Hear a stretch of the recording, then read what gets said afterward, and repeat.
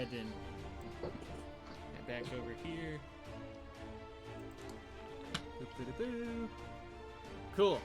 So, we're now live. Have a couple of people out tonight, at least for a little bit, and they should be joining us shortly. So, is there anything else that we need to do, or can we jump right into it? Let's do it. Awesome. Let's do it. So, over here. Change in danger struck our party last time. Excelsior and Marsico were approached by a hooded figure who claimed to be a member of the Conclave of Steel.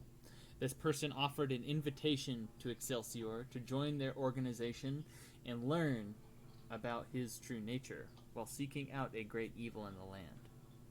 While this occurred, the rest of the party dealt with the families that had been affected by Helmina's magic, helping them eventually find their way to the monastery through their friend Zerf. They met back at the inn, and Excelsior said his heartfelt goodbyes to the group as he left to join this mysterious organization. The night was a rough one. Flint was plagued by terrible nightmares and woke up in the morning feeling terrible. They all met downstairs, all except Calvio. The group rushed to see if he was okay, only to find him in some sort of coma. A fellow who had been staying at the inn came up to offer his aid and introduced himself as Siga. Understanding the ailment to a degree but not knowing how to fix him, the group took Calvio to the nearest temple and called for Zerf. She and a friend by the name of Clobar made their way with haste to help.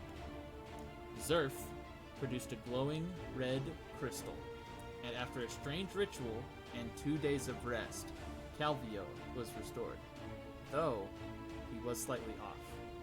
He lost some memory and did not know where he was or what had happened to Excelsior. Having lost a friend and made a few new ones, our heroes take some time to recoup. After a day or so, the group finds themselves back in the Pilgrim Scroll, sitting at the table for breakfast. So, what all would you like to do?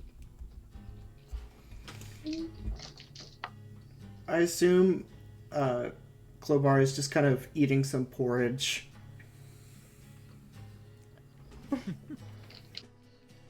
Just sitting there. Flint's probably right there with Flint you. is sitting there eating porridge. He still doesn't look great, but he looks better than he did a few days ago. And so, To Flint, Clobar turns around and says, "It's not often that I get to eat actual food. I've been on the road for so long." Friend, well, I can make a good meal anytime you want. I may have to take you up on that. Anytime, That sounds anytime. absolutely lovely. It's my favorite thing to do.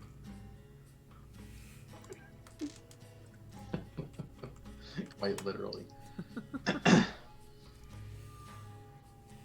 So, Calvio's probably still, like, kind of in his own thoughts and still trying to figure out what's going on. figure everything out. Yeah. So he's probably not very social, as he normally is. Marsico's probably just chilling and watching everything, making sure everyone's doing all this morning. Well, I guess Kakira's probably eating a roast pheasant.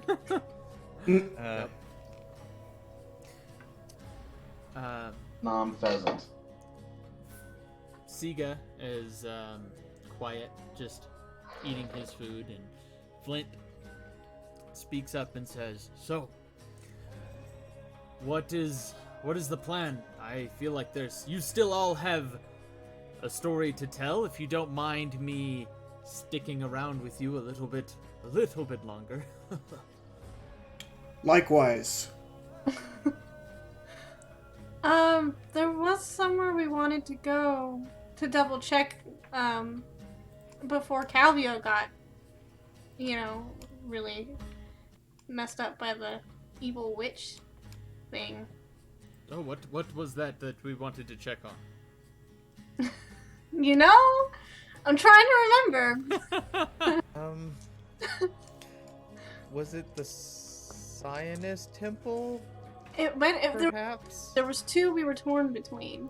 Or it was that? It was the. I'm pretty sure we were going to go to the Hobgoblin town. ruins. Yeah. Yeah, we were going to go to the ruins that was in Hobgoblin territory. I'm pretty Yeah, sure. you guys. I was There was things you wanted to do in the city, like you had talked about going to check out the Zionist temple since they have a library there to try and get some information.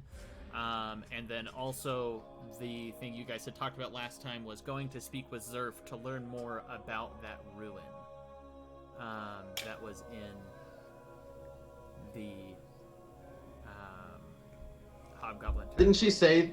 Didn't she pretty much give us everything about that when she first mentioned She it? didn't tell you where it was. She told you that it existed, basically, and that she would pay you to go. Would Klobar know anything about it? You would know that Zerf recently came into a way to get into that ruin. Oh, if you're going to the ruins, I would love to accompany you.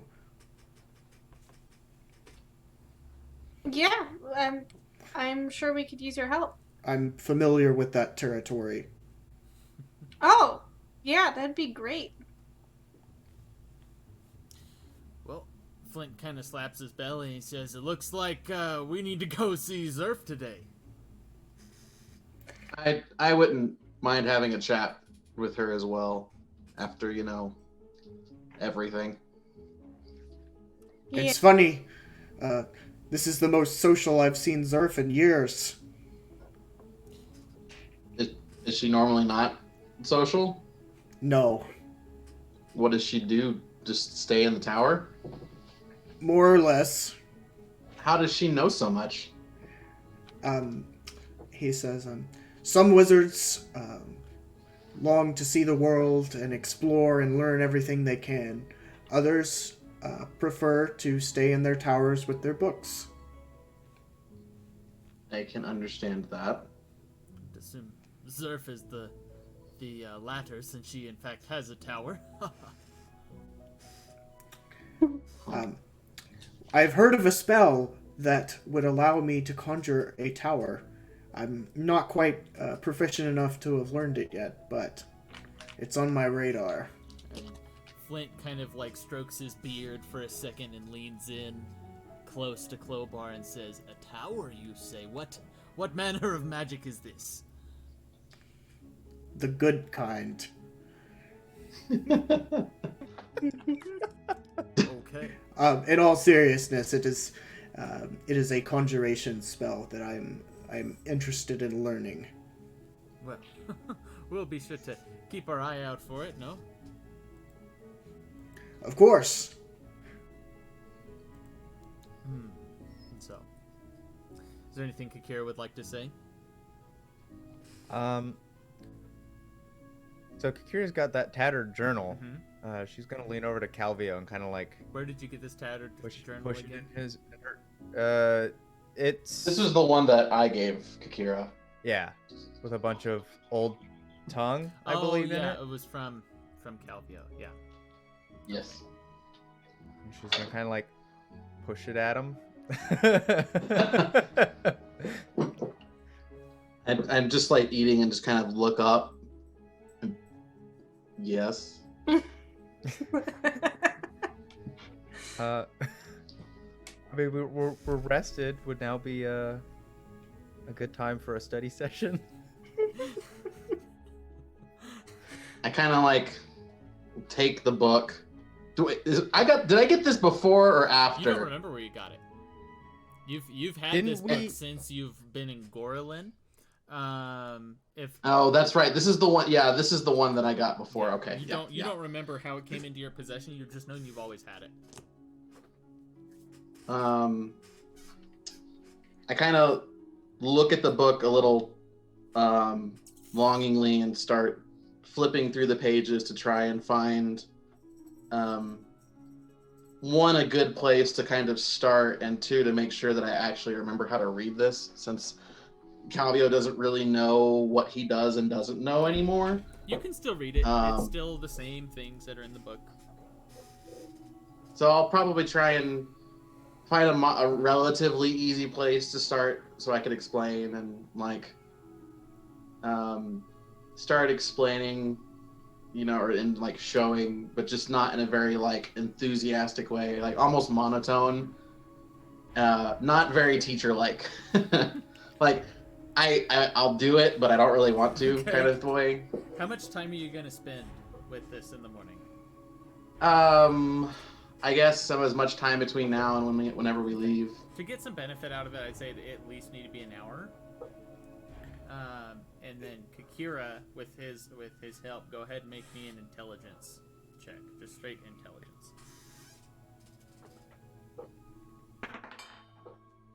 Ding. Whew.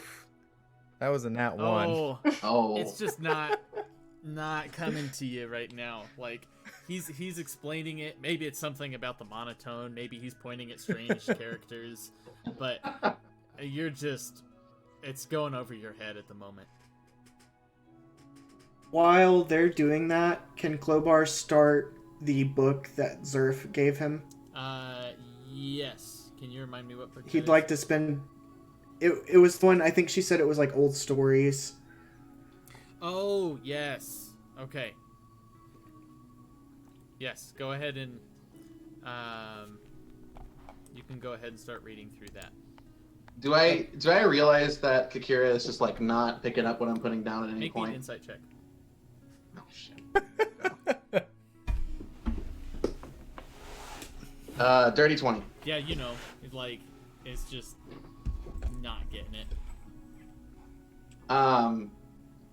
Somewhere in the midst of this, like towards the end of it, I'm just gonna like stop talking and look up and just be like, is any of this coming through at all?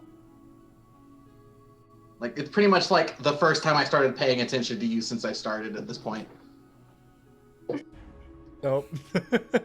I'm just gonna shut the book and hand it back and not say anything else. Klobar, looking through the book, at first glance, go ahead and make me a intelligence check. Just straight intelligence? Straight intelligence right now. Alright, that is a 22. Oh, damn. Looking through at first, it seems to be just children's stories at the surface level.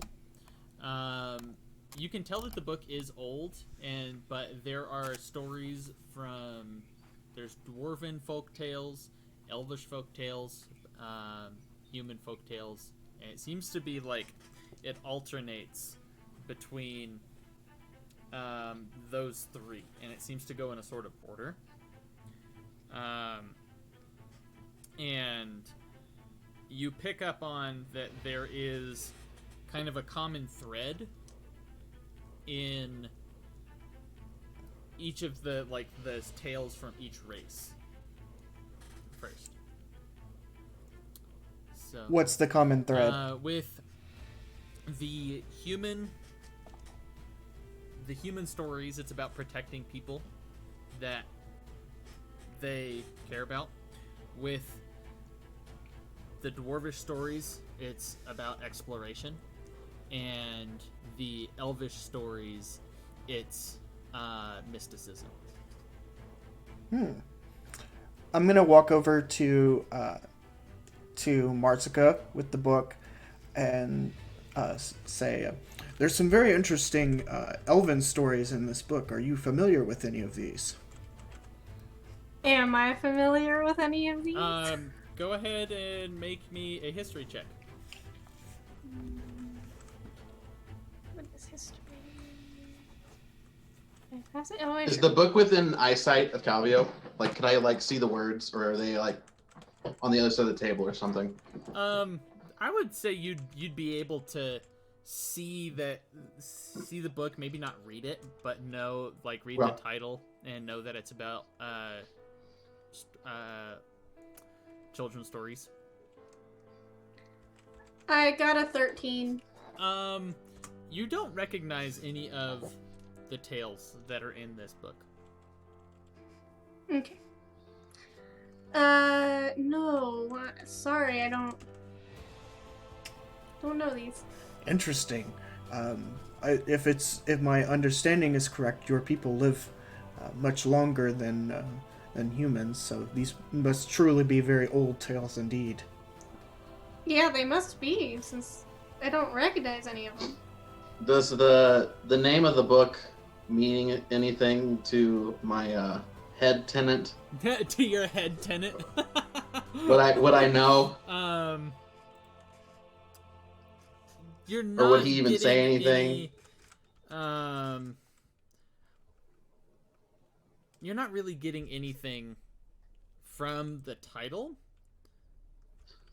Well, Calvio wouldn't like be actively like trying to pursue his thoughts on it. It would just be like if the dude knew something and said something to Calvio, just because they're looking at the same thing. Nothing has been said. Okay. Does Klobar speak Old Tongue? Klobar does not speak Old Okay. Tongue. So the title would be into like it's interesting because throughout the book you can read it, but you can't read the title. Where are we at here?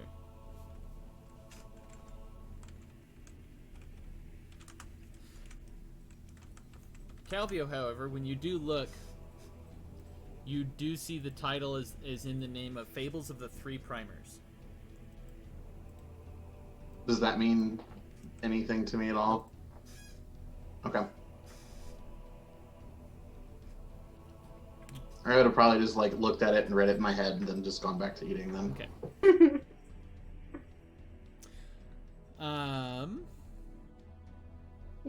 Should we embark to the ruins?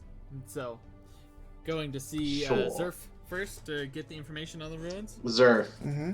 Zerf. Go see Zer. Is there like a general store or something along the way to the It's tower? not too far out of the way. Is there? What would you like to procure? Klobar is looking to get a water skin. Okay. And also, remind me again how much it costs to transcribe spells. I want to make It's- sure that if I come across something while we're out, that I'd have enough. 50 gold, and 50? 50 gold in materials of expensive papers and inks. Okay, so he'd want to have a water skin and at least enough to transcribe one spell. Okay. A water skin is only 2 silver pieces. Okay.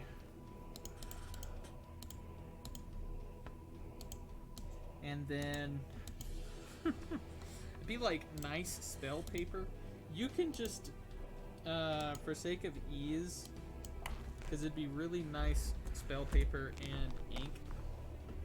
Mm-hmm. Let's just say 25 gold pieces worth of nice parchment and 25 gold pieces worth of nice ink.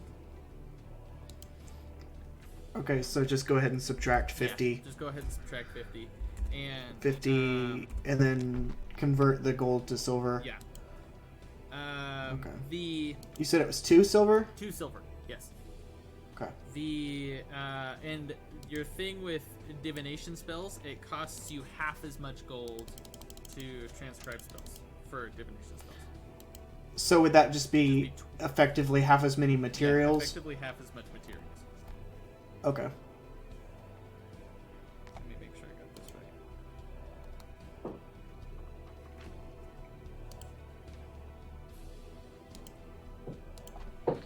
Yeah, it's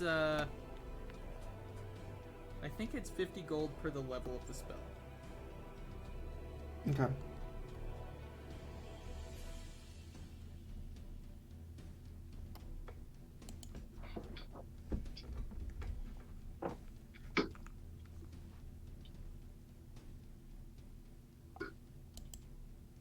Yep. For each level of the spell, the process takes 2 hours and costs 50 gold. Okay. Cool. Sweet. So, you guys are making your way to Zerf's tower in the city. Excellent. You guys walk through, and you see another group of dissidents, basically. An elven man sitting on top of a pedestal, spouting some sort of doctrine or something akin to what you heard the other day, and the guards shortly disperse them. As That would probably mean something to Siga, right? Would it? I'm not sure if it would mean something to Siga. It was it's what you guys all knew about it. Okay. And so I just meant from like her situation and how she got into town, or his situation. I know I always do this. Fuck. yeah. So hey, Michael's here. Hey! Hello. Uno mas. Yeah. Hey guys, how's it Now going? I gotta move all the things again. Can you hear yeah, me? I can hear you. Yeah, we can. Okay, sweet. Totes my goats, man. Yay. Okay, you gotta go there. Logan. Awesome. Cool beans and rice. That wasn't too hard to move. Awesome. So, Michael, not much has happened. Some role-playing happened in the inn, and now you all are making your way over to Zerf's Tower to get some more information on the ruins. Cool? Alright. So, as you guys get to Zerf's Tower, the familiar green creature Gilbert. appears before you and says, "Back so soon, state your business." We're wanting to speak to Zerf. Speaking to Zerf on what account? Oh, well, there's some cool. Avia just says my head. Your head. And your name is again? Calvio, Calvio. you know the one that died and she put someone here in my head besides me? That one? He kind of like squints. You get the sense that he's not told very much. And then he dissipates and the door opens before you. The familiar entryway with nice tile and chairs and tables is before you.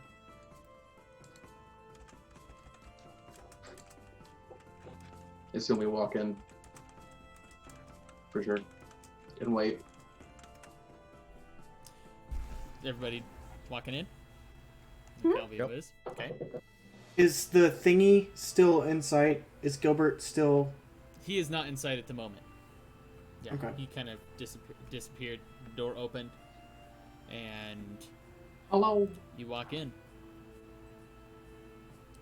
It takes a little bit of time.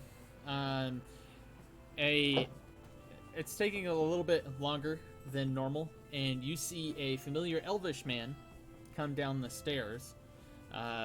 You met him in the inn when you first came, and this is a good friend of Flint's by the name of Elgash. He comes and he says, "Surf will be down in just a moment. Can I get you anything to eat or drink while you wait? How's Flint doing in this situation?" I can't hear you.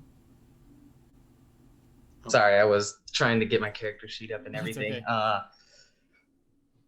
Flint pulls out his own rations and he's like, "I'm set on food, but Elgash, you're looking a little skinny." You know I never eat as much as you do, sir.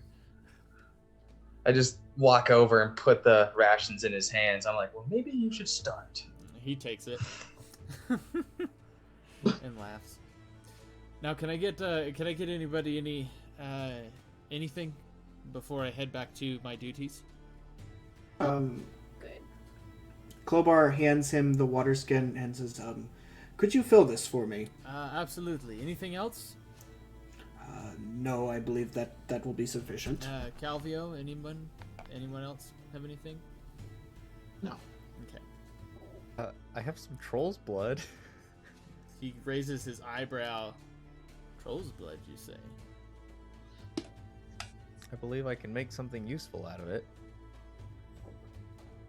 Are you willing to part with it, or do you want know-how? The know-how will cost. I will pay for the troll's blood.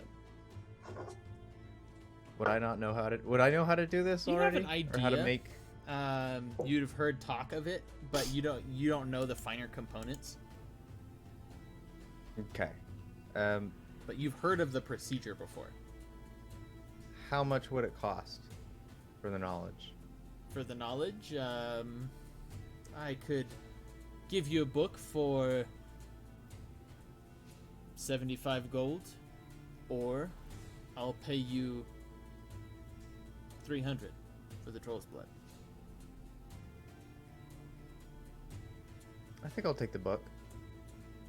Suit yourself. He goes up. Shortly later, he comes back down with the filled water skin and a book, and he says, "Do you have the coin?" I do. I hand it over. Okay. You said 75? 75 gold, yeah. And he hands this to you, and it is, the text is really complicated, like flipping through it. When you have some more time to sit down and read it, I can let you more know, like, the components and things. Sure. Cool. Klobar turns to the others. Want to see something cool? Fabio just looks up. He like waves his hand over the water skin and casts shape water, and you see the water kind of form a halo over his head.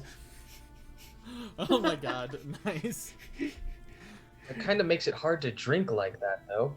And then he kind of just sucks it back into the water skin. All right, Katara. You did that little trick while I performed. We can make some good coin. I assure you it has many uses, besides me being silly, but I will say that is the most fun. Fabio kind of looks a little sad at this and like looks at his hand and tries to do what he would normally do for Mage Hand again to see if anything comes back, and nothing happens, and he just gets a little sadder. And at that, Zerf walks down, and she seems a little tired. And she says, "Have you come to take up the job that I offered?" Amongst other things. Oh, yes. Gilbert said something about your head. What do you? I'm sure you have questions. What can I do for you? If you guys want to talk about the ruins first, that's fine. I might be a minute. Yeah. So let's talk about the ruins real quick, and then we can leave you two to talk about your head. Thanks. Yeah. One's gonna wander off into the kitchen and start making rations for later. Having been here before, Zerf is really particular about who goes in and out of her kitchen. So she might not let you in. I'm gonna just look at Zerf and be like, Can I use your kitchen? Make me a persuasion check.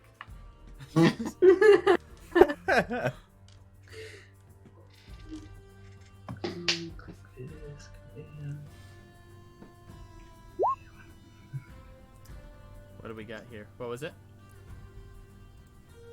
28. 28. Oh. It's in that oh my 20 God. with it. She's like, Dang. as long as you don't leave a mess, you can use the kitchen. And pay for any ingredients that you use if you use any of my proteins. I like move my coat a little bit, and you see like on the inside of my coat where like people would keep throwing knives. It's like a little spice rack. I'm just like, I've got my own ingredients. I just walk into the Still kitchen. need meat or something for those rations. That's just and you're already in the kitchen, and she's kind of like yelling after you. All right. And turning back, it says, so, about these ruins. They go by the name, we've recently discovered that the name is called Brightzale. They are about, they're 4 or 5 miles north of the town of Chikaristan. It's the Hobgoblin settlement at the edge of their land. It was first discovered by Andorran troops the last time they tried to clear the area of the goblinoids to make way for a new settlement. But there hasn't been any such forays into their land since a tenuous standstill was reached about a year ago. You see Klobar kind of shudder a little bit as she says, clear out the goblinoids. I'm sorry, friend. It's their way of looking at it, and a lot of your kin are not terribly kind to denizens of this kingdom.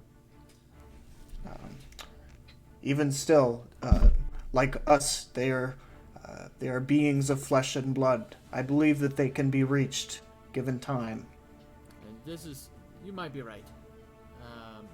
But right now, they have at least come to a tenuous standstill.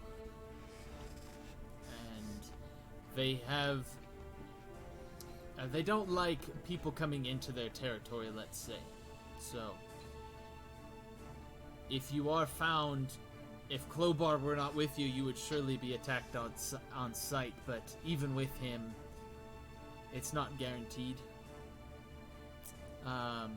You will be going into their territory, and so their patrols are likely. Good to know. Yes. And no one... I've sent a few people to see this ruin since it was first uncovered, but no one has yet been able to make their way inside, for a large door of sorts is blocking the path. We've no idea really what's in there, but I recently came across this, and she holds out what looks like a metal card with like jagged edges and such in it. This was found in another ruin by someone who we think very strongly to be a denizen from Brightzale. And over the past week, I have been able to divine its purpose as a key into the ruin. And so, what I want from you is knowledge. I want to know what they were working on, how old this ruin is, if they know anything about before this time. I don't know if you guys could hear the cat. He's having a time. He has the zoomies right now, and he's just running back and forth in and out of my room. But she says, she continues, so we have no idea what's in there. I may want to take some artifacts you find in for study, but your pay will be, let's say, half of these artifacts, if there are any, and 100 gold each. I'm cool with that. Sounds good to me. That sounds like a deal. Then, what's Flint saying? Oh, Flint's in there. He's making food, so he doesn't hear any of this. Does Kolbar have anything to say? Kikira or Marsuka? Klobar, assuming he finished the book of stories, hands it back to... Oh, there's a bunch of stories in there. It would take you a little bit longer than just... Oh, okay. In that case, he's going to hang on to it. So. How I guess, protective are scientists of artifacts they find? It depends on their importance. Scientists as a whole like to record history. They don't necessarily hoard it for themselves unless they feel like it is of particular danger to the wider world around them. Okay. Where Kakira fits on that spectrum is up to you. Okay. So, what about Marsica? Any questions? Nope. All right, cool. So, she says, good. I have a map here. On it is marked where the ruins are. And I have the mic set up last time. on it is marked where the ruins are, so you should be able to find it easily. There should be a bridge into their land since you are going to have to cross the river. So it should not be a terrible journey. It'll take you 2 days to get there.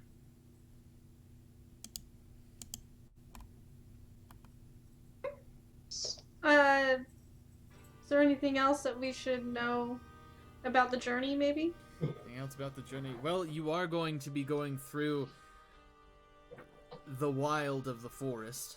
There were some clearings made, but they regrew quite quickly since the last time the soldiers had made their way through that area. So, Okay. keep on the lookout But no- for beasts found in the forest, I guess. Okay. And so, if you don't have any other further questions, I will make my way back and continue some studies. Salvio just kind of like, Yes, your head. I'm so sorry. I'm very forgetful at the moment. What can I do for you? Calvio just kind of looks to everyone and says, I'll be out in a minute.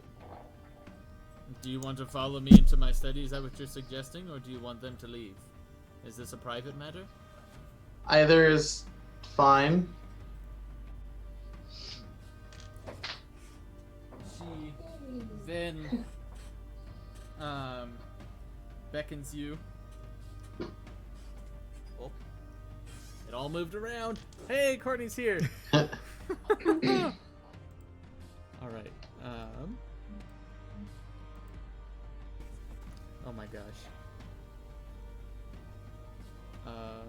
Wait a minute. There's an easier way to do this. Boop. Did that fix it all? Yep, it did. Awesome. Now I can hear Cool. you guys. Hi. Hello. Is everybody's audio and sound working? Yeah. I think so, Cool. yeah. Sweet. Everybody's here. Yay. So, is everybody going to leave, or you guys want to hang out in there for a minute? Clover's cool leaving. Okay. I'm going to stay in the kitchen unless someone comes and kicks me out. I guess it's kind of up to Calvio whether or not he wants us to leave. I'm probably not even, like, I just want to talk to Zerf one-on-one. It doesn't really matter if we're in her study or you guys leave to me. She It's beckons not like you to follow her. Okay, well then I'll just walk off. You walk up for, it feels like eternity walking up these stairs.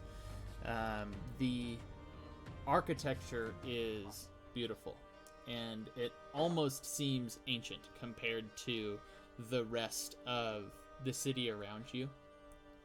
Ancient but clean, if that makes sense. Looking out the windows, you can see the city as you climb, and you see your companions on the landing. She gestures you. She opens the door and gestures for you to enter. I'll walk in. Before you is like 3 tables with a mess of papers And on one of the tables, there's a series of black boxes that seem to be made of metal of some kind. You surmise that these are lead. And there is a chair with also, it seems to be like frantic drawings and things on a table in front of this. And she closes the door, and she says, I'm sure you have many questions. Just a few. Sorry to make this such a big deal, but I just, I suppose there's not really a way to feel after what happened. It's going to be strange moving forward for you. Right. I guess I'll just start with the literal elephant in the room. Who's in my She looks head? around, and she's like actively looking for an elephant. Cabio is not having the puns. Just he's dead, not like, about it. deadpan. He's not about it No. right now. No. I'm trying to find that paper you sent me. Do you have it up? I can get it. Can you send it to me again real fast? Huh? How fast can I get to it on my Google Drive? While this is happening, what is everybody else doing, saying, or talking about at the landing? I can't remember his name. The elf. What's his name? Elgash. He's not there at the moment. Yeah, Elgash. He's not there? He has made his way back up into the study. You could Okay. probably call for him if you want to get his attention. I'm just digging through my bag, You're digging through your looking bag. at Okay. stuff that I've collected. All right. Flint's still cooking. It's only been about like 15 minutes, maybe, so you're not even halfway through making. All right, I was gonna say if she has it, I'm gonna use 3 gold worth of meat. 3 gold worth of meat. Oh yeah, her Yep. fridge is stocked, or her fridge. All right, then her I kitchen. have 12 gold, so I am going to You use 10 of all it. of your 10 of your gold. I'm gonna use 10 gold. Okay. I'm gonna use 9 gold worth of meat and other ingredients, and then I'm gonna leave 1 gold for use of the kitchen. Okay. Aaron, I sent the link to your Saw Facebook, that, by the thank way. you. Yep.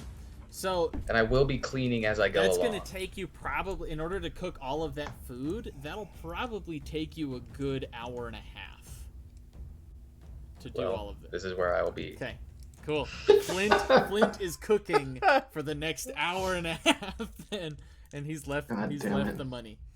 Well, at least you guys don't have to go buy rations for that case. That's true. That's going to be enough food for all of you for the entire trip there and back.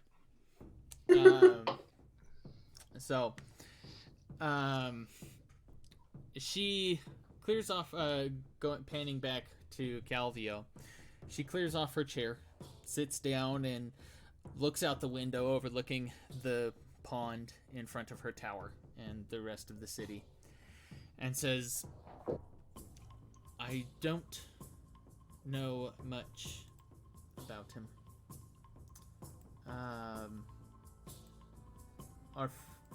My friend gave me the shard and said I would know when to use it. The only thing I was given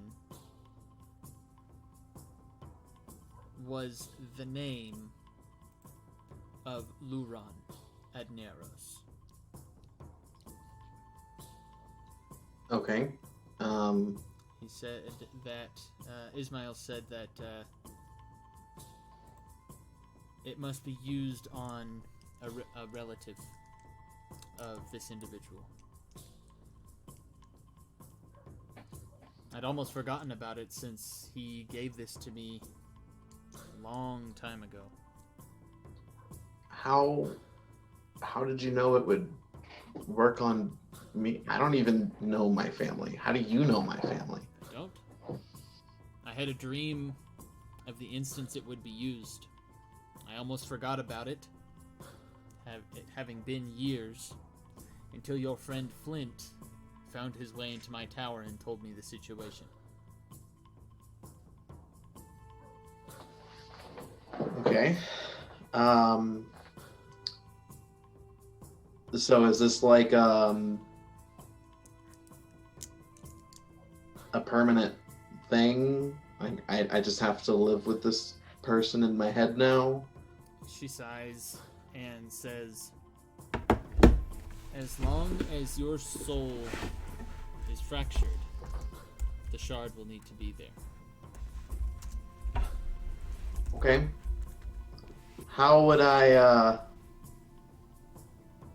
go about communicating with this person? With that, I would assume it's very similar to thinking, but your guess is as good as mine. Okay. If Ismael was still around, he would have more answers, but again, I haven't seen him in a very long time. I heard rumor that he passed through here about 25 years ago, but... Okay. Do you know of what Ismael looks like? He's a human. He's known for wearing this red robe with maroon robe with black accents. Calvio immediately has flashes of this vision, and then flashes from his childhood that he's not sure if he remembers correctly or not at this point. When I woke up, I had this vision, dream. I'm not even sure at this point what's what, of somebody wearing that robe and somebody and talking to somebody, and I can't. They were saying things, and I could understand it, sort of, and I tried to repeat it to Clobar, but I was a mess at the time, and it couldn't really do anything. Does any of this ring any bells? Sadly not. He was really secretive about this. He Understood. kept to himself for the most part. He seemed to be the type of fellow that liked to pull strings, but I knew his intentions and I knew him well enough to trust him. Okay. Well, I guess the last question I have is my magic that I had pretty much basically just gotten. I don't quite have it anymore. And See, now, your ability to do magic has not diminished. You have, if anything, merely forgotten how to do certain things. I have a feeling, and she kind of points at your forehead, that Denizen has his own capabilities, and some of them you may be able to channel. so it's not that I lost anything, it's just rearranged, I guess. That's a good way of looking at it. It probably won't manifest itself until a moment of duress. So I'm not a burden to my companions going to this ruin. Hardly. Cavio gets a small amount of relief from that at this point, and says okay, and kind of starts walking to the door. And before he gets to the door, he says, "Oh, one last thing. Did Ismael ever say anything about rescuing a child?"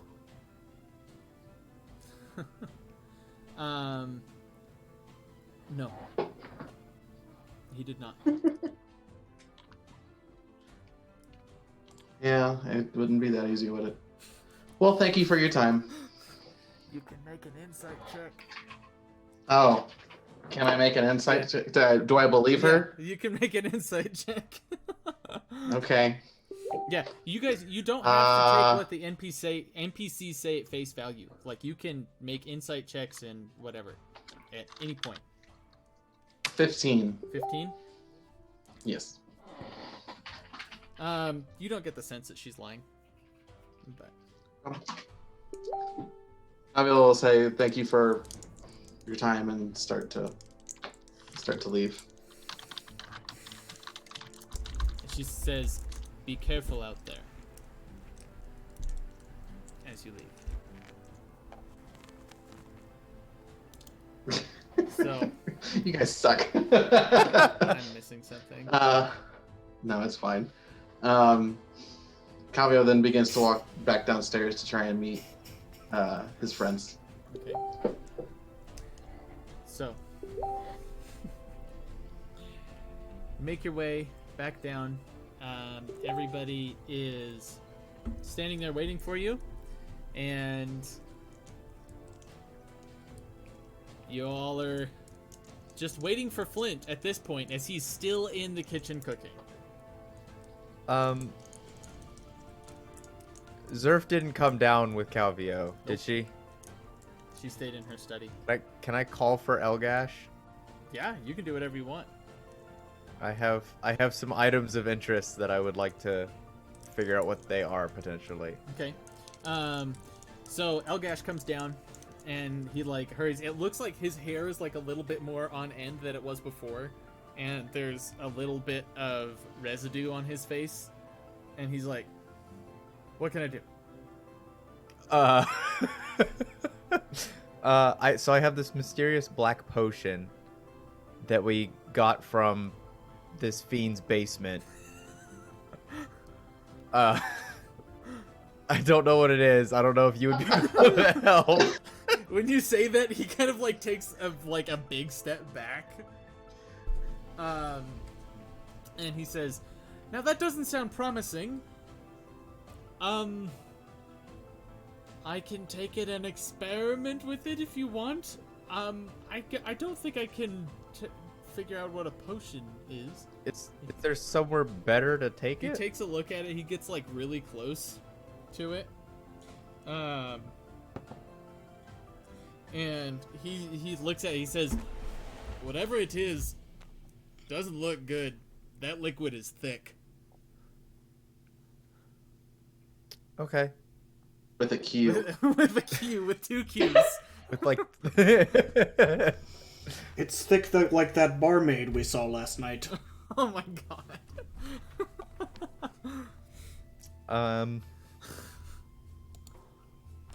And then I guess he's not much of a potions maker then.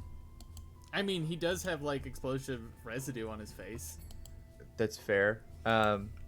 I also have this vial of gray goo, gray slime. Gray slime. You picked that yeah. up from the gray slime, right?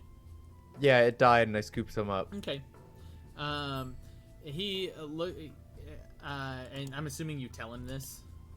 Yeah. He says, "Oh, that's just gross material right now. That doesn't do anything." Oh. That's a bummer. Can't be used for once anything. Once that thing died, no, people have tried to use it as a medium for certain potions, but from what I've read, it doesn't ever hold. It just makes everything gray. Okay. You having fun there? Maybe. Oh my god. I think that's all I've got. Okay. I'm not trying to kill time or Well, anything. That's all good. You guys got a lot of questions. Is there anything else you guys would like to do before making your way out of town? I'm good. Did we get back the orb thing that Excelsior had? No, Zerf is holding on to it right now. Oh, okay, never mind. Just kidding. And so, well, unless there's anything else, you guys can. Wait. How much time has passed? Oh, you still probably have about 30 minutes left of cooking. Okay. Yeah. We can fast forward through that though, unless people want to go in and help him. But We can just fast forward through all it. right, It's cool. fine. Fast forward through that. Flint comes out with like it's almost like if medieval fantasy had meal prepping, then he comes out with like 4 packs of food for each person and hands them to everybody. And you left the gold on the counter for Zerf, right? Cool. Yep. So I give like a satisfying smile and a little when I hand each one off. yeah. When we would have gotten downstairs, would I have had like an hour of time? Thereabouts. Okay. Can I don't know how this would work. Calvio would want to find his cat, basically, at this point. Okay. Totally meta speaking at this point. Calvio would want to find his cat and still knows the Find Familiar spell, but because of his head tenant, he doesn't have to use a spell slot. He can cast it as a ritual. Yeah, but you still need the material components at that point. Okay. Never mind. I guess I could ask if she had... Nah, never mind. Okay. So, you can go, if you have the money, you can go buy the material components while you're waiting. I'll do that. That sounds So great. What the material components are what now? For Find Familiar? 10 gold worth of charcoal, incense, and herbs that must be consumed by fire and a brass brazier. It takes you almost that full hour to find all the materials. The brass brazier is, how much is the brass brazier itself? It doesn't say. It just says must be consumed by fire in a brass brazier. Okay, we'll say that you found one at a steel for a gold piece. Okay. So I don't have to go look that up.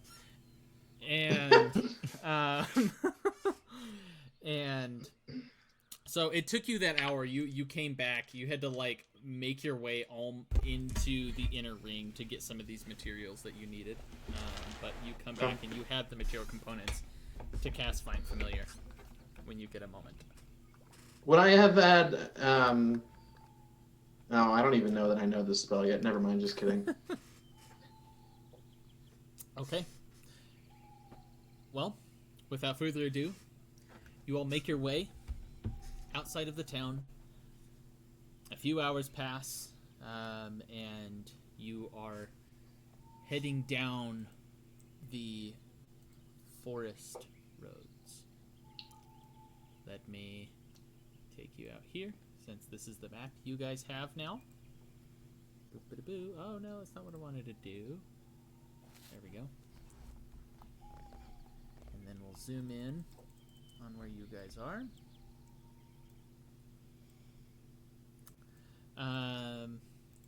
Looking at the area, she would have pinged about right here as to where the ruins are. Can you guys see that? Yeah. Oh, so we're going south. You guys are going south. The ruins, and then the Hobgoblin capital basically would be right here, is what she said. In this area. And so, as you make your way down, can I have one of you roll me a d8, please? Anyone in particular? Anyone in particular? Just somebody make a decision. I've got out if you want. Sure, Marsica, go for it. I got a 6. That is 6. All right, now roll me a d100. A what? A d100. Oh, that's put away. No, I don't have one just of do I can do that. 2 of these. 76. Oh, it's 2d10s. Yeah, basically. One that has boop-a-da-boo. Wait, is it not this guy? I do have an actual D100 I can go grab. Oh, it's So on. it's the one that has these guys on it, Yeah. and it's the other one that's got the single digits on it. And then you roll both of them, and then that's out of 100. Oh. I rolled a 76, Aaron, by the way. You continue for some time. After a few hours, there's no people on the roadways as they like to stay close to town. The road becomes more sparse and less taken care of as you continue. About 6 hours into the journey, looking ahead of you is the bridge that Zerf had mentioned. However, it seems like something has come through as it stands in ruins and driftwood is floating down the river.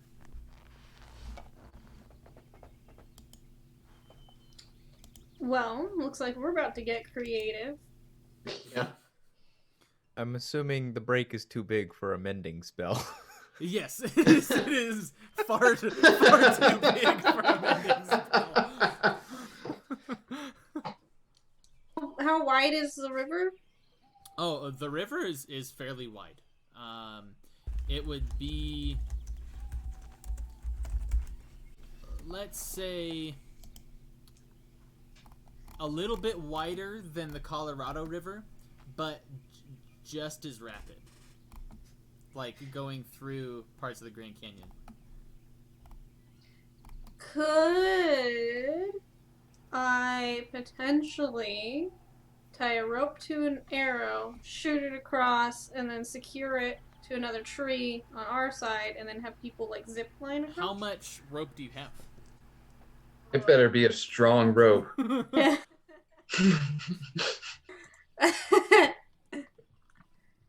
That's a good point. I've got 50 feet. 50 feet wouldn't be enough. to get I've across. also got 50 feet. 100 feet? Klobar says, how comfortable are you walking on ice? If it's not thin ice.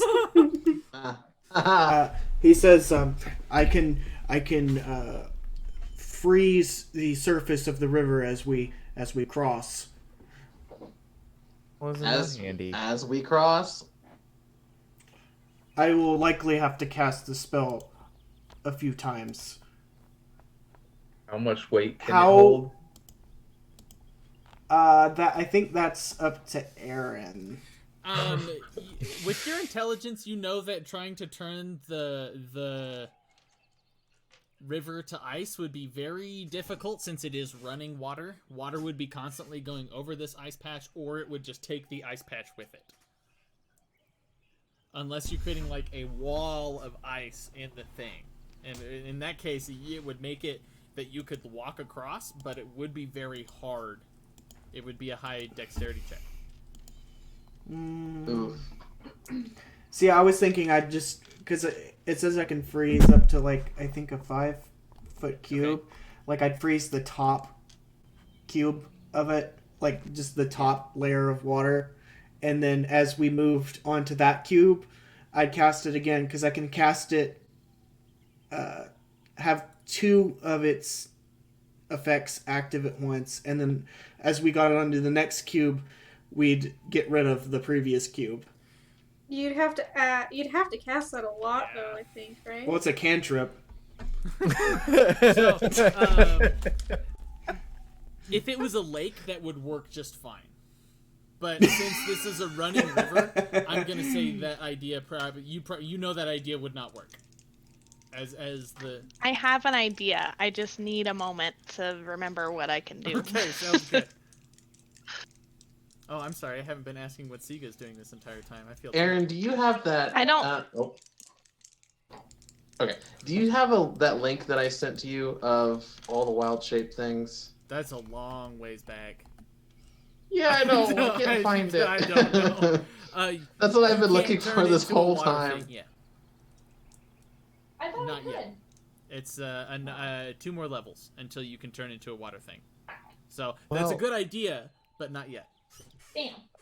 I have a way across. Okay. Oh well, okay. Look Stronger here, indeed, Mister. I can yes. fly. Be our first time seeing her fly, so I didn't say I was gonna do it. I just said I can. How strong? How far across is the river? The river, I would say, is probably about 150 to 200 feet across. Oh, damn it. Okay. What time of day is it? It's mid-afternoon. Lunchtime. and what remains of the bridge that kind of goes across? There is driftwood that is like you can see that there are bits of it kind of like hanging off onto the sides of each bank, but a lot of it has been brought downriver. Okay, so it's just gone, There's pretty usable wood, but there's no way you can cross the bridge. right. I guess it's worth asking, how far along is it to get to another bridge? Long ways. Like it Okay. would put you back probably about 2 days. Oh. And Flint didn't make that much food. No. If someone can hunt, though, I can. Marsica can get you guys enough food. She's a ranger. I am a ranger. It is true. And I have a dog. Haha. Ah. What's what are you all doing at this point? Looking around. Thinking. Thinking. So Yeah. The river. I Bobar's have thinking. a thing. I have a thing, but Calvio doesn't know he has a thing. Calvio can know if he has a thing, if he deems the situation is like if David deems the situation is worth it. Well, it's very dependent. Am I allowed to roleplay my head Oh tenant, yeah, or of is that a you course. thing? Yeah, that was. Oh, the okay, purpose cool. of it. Okay, that's why. Okay, sweet. So, as we're sitting there and like I'm trying to figure out and think what's going on, Calvio hears in his head, you know how to fix this, and I'm just like, hello, and like Use the force. still kind of off put by somebody talking to me in my head, and my head asks me, do you have any mercury? And I like thinking to my head, I'm like, no I don't. And it goes, ask your friends. Everybody And I is go, seeing Calvio talk to himself at this point, like just like muttering. yes, definitely talk to myself. Does anyone have any mercury, like a drop of mercury? I'd say Klobar probably. And I'm just would. like, if you have an arcane focus, that gets rid of that requirement. I don't think this one.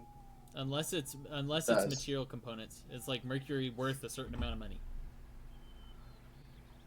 Well, it doesn't let me. D&D Beyond doesn't say I can cast this with a spell slot. It just says as ritual. What spell is it? Floating disc. Oh, you can cast anything as a spell slot. It just doesn't let me. And then what's the range of floating disc? You guys could also try and swim across, but We could. Oh yeah, will work out really good for the hobgoblin with a bum that's leg. true. Or the 400-pound dwarf. You float. I'd be just fine. Yep. I would also be okay. So it says it's 3 feet in diameter, 1 inch thick, floats 3 feet above the ground in unoccupied space, hold up to 500 pounds. The disc is immobile when you are within 20 feet of it. If you move more than 20 feet away from it, the disc follows you so that it remains within 20 feet of you. It can move across uneven terrain, up or down stairs, slopes, and the like, but it can't cross an elevation change of 10 feet I'm or assuming more. you can't ride it. You can't ride it as well, because then that's effective. Oh, I can't ride it? That's so I would sad. assume you can't ride it, because then that's basically a way to fly and ride a disc around. We have I guess, driftwood. if you can't have a elevation change of more than 10 feet or 20 feet. Then, Yeah, so it's not like it's like... Yeah, then you can't, and then you then should be able to ride it. What was that, Marcy? And it says if you move... Oh, I said we have driftwood. We could make a raft and just kind of get ourselves across.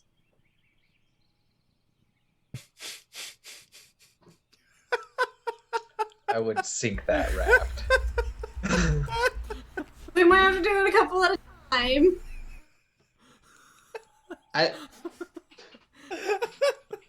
I can use my Saber's magic face. to change the flow of water. I might be able to slow it. I'm about to go back to the rope idea. How many of us have rope? Everybody should Yeah, I have think- hemp and rope of 50 feet. And so A Yes. raft isn't a bad idea.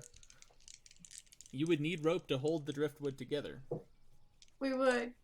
We would. Either way, we need rope, for sure.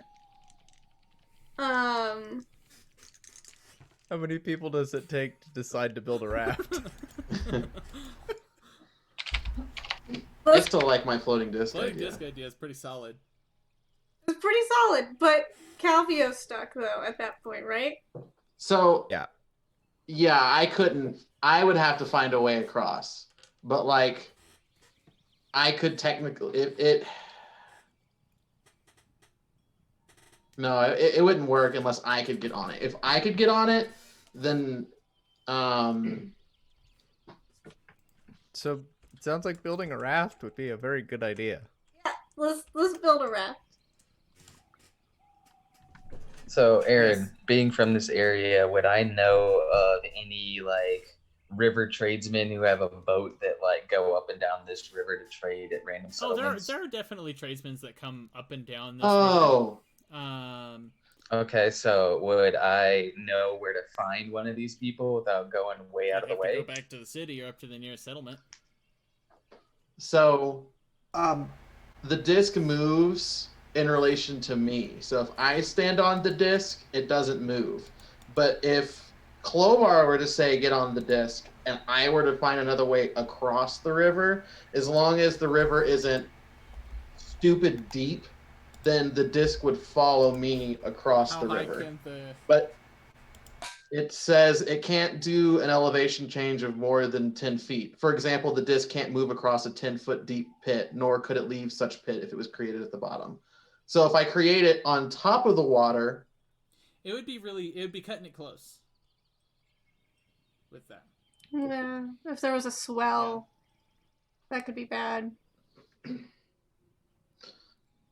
would... could- Go ahead. Oh, I was just gonna ask, considering Clobar is from this part of the world, would he know any shortcuts or secret ways that the hobgoblins use? You can make me a history check. Okay, I'm gonna do that.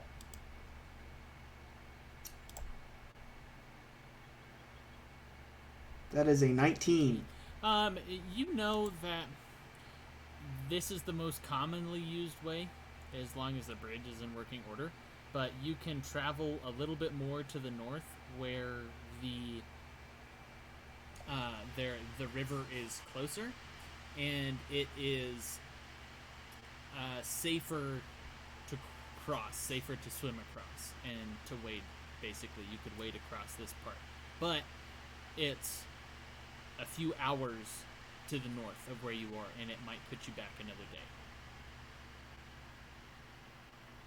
I'm gonna relay that to the group.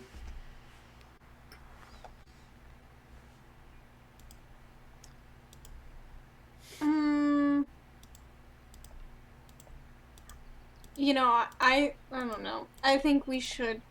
I don't know. I think the raft and the disc could be a good combination. We could put Flint on the disc, and then raft Calvio and ourselves across. Yeah, actually. I don't see why that wouldn't work. My only concern Aaron, Yes. is that it might not hold a 400-pound. Courtney can turn into she can turn into water things. She can't turn into flying Oh, she things. can turn into water things? Yeah, she has a frog, seahorse, crab, octopus, clipper, giant crab, poisonous snake, constrictor snake, crocodile, giant seahorse, reef shark, giant octopus, giant toad, swarm of clippers. There's a lot of water things she can do.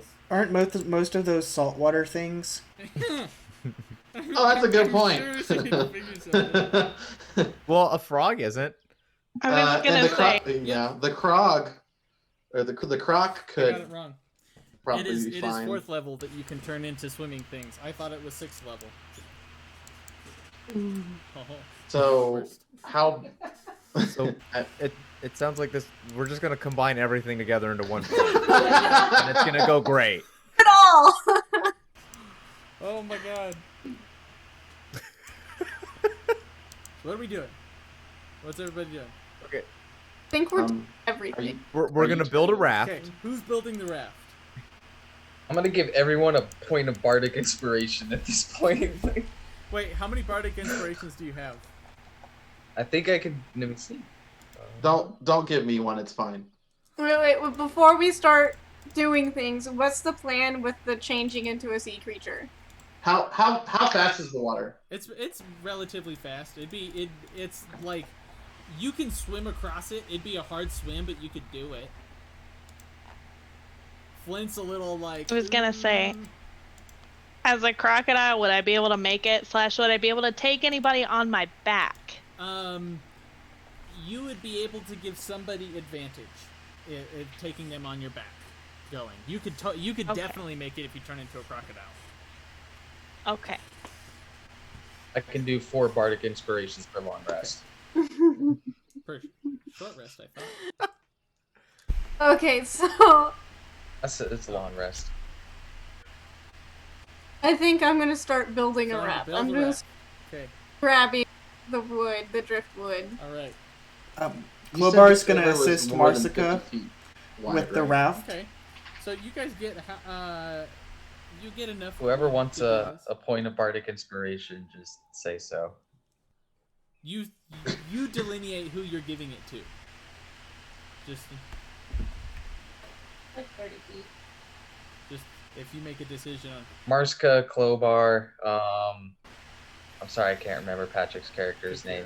Kakira. Kakira. Kakira. And then I'll save one for an emergency. Okay, so you 3 have bardic inspiration. You can add a d6 to one of your ability checks. Cool. Marsica and Klobar gather enough big, like looking around, you're able to find about 5 big pieces of driftwood that are able to work for a raft. As you get your rope out, go ahead and make me a dexterity check to. Before we do this, would Klobar have studied the best way to build a sturdy raft? Probably not. I don't understand why he would need to know that information. He just likes to read. Okay, roll me a percentile dice. That's the D100, D100, right? yeah. Okay, give me a second to pull it up.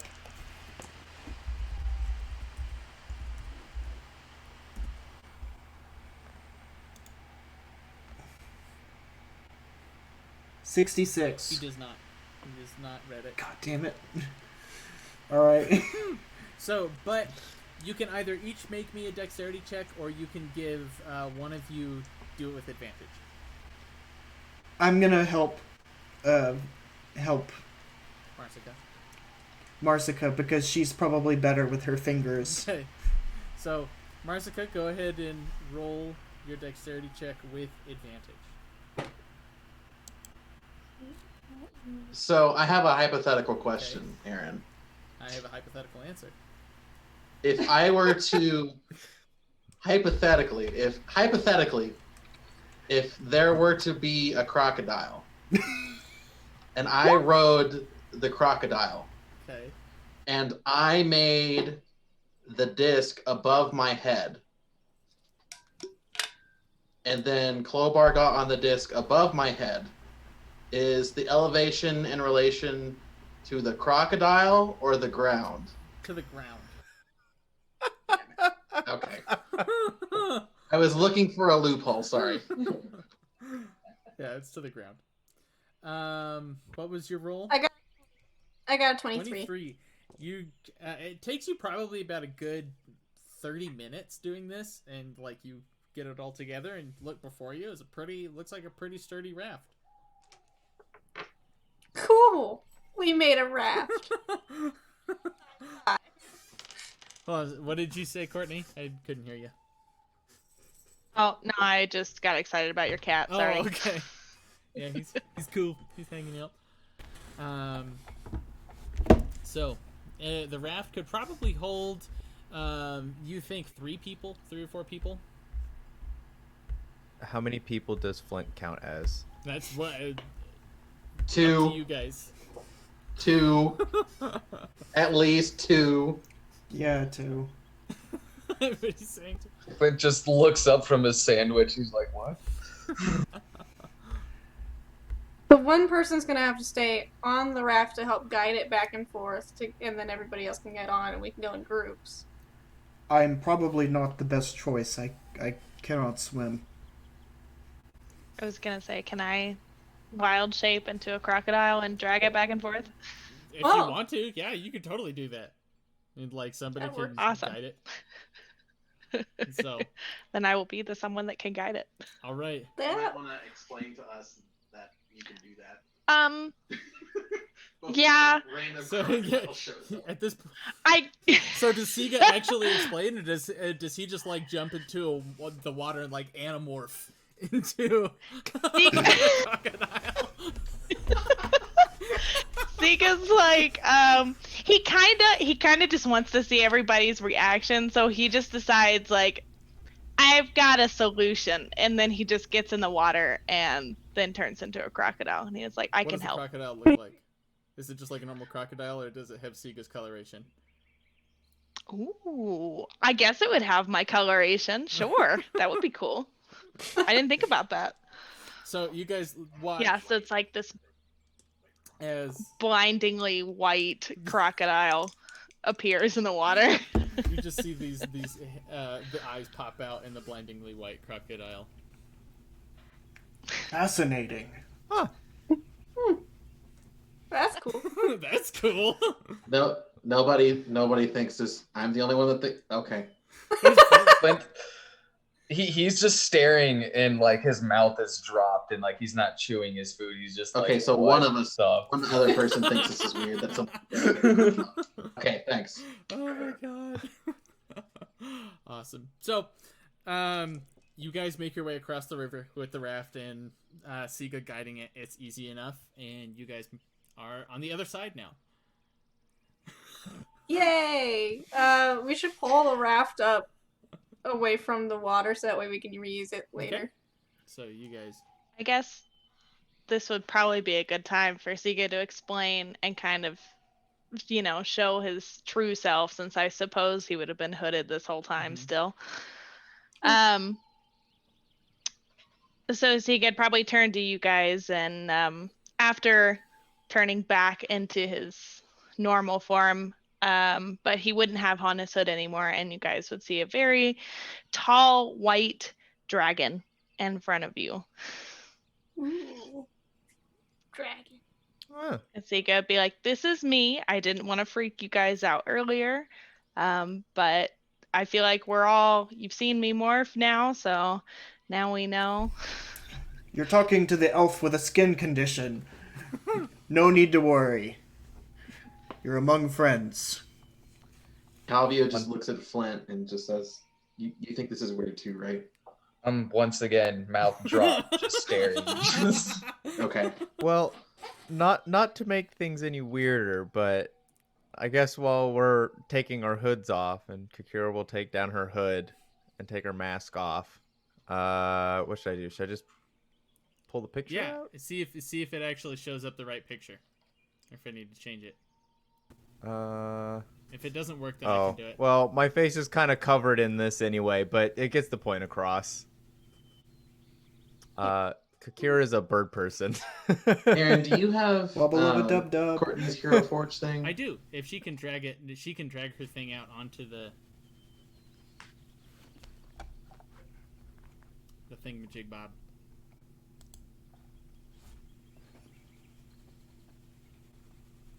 The map. The map. The map. The map. Basically, you go to your journal, take your name, and just drag it. It only has her It drawing, only has her not drawing. the Hero Forge. What? Yeah. I updated it. Oh. Maybe you have to drag it out. Let me look. Edit. Oh. Okay. Let me go back in here, make sure it's all in there.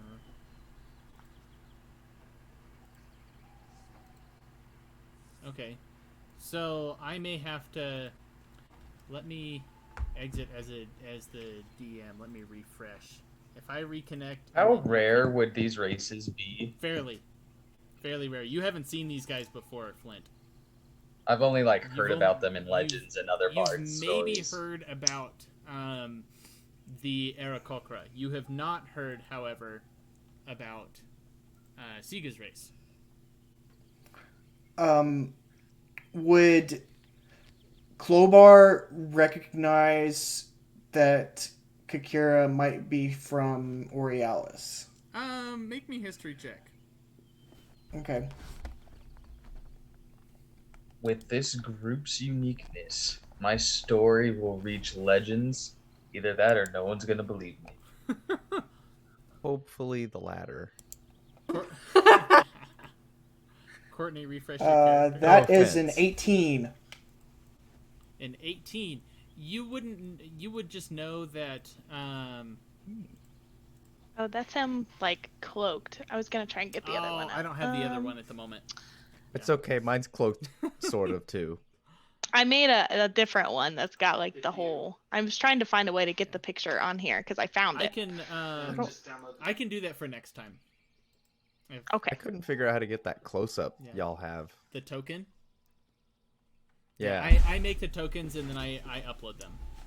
Basically. Got it. Yeah, there's an open source website called Token Stamp that'll do it for you. Yeah, that's pretty cool.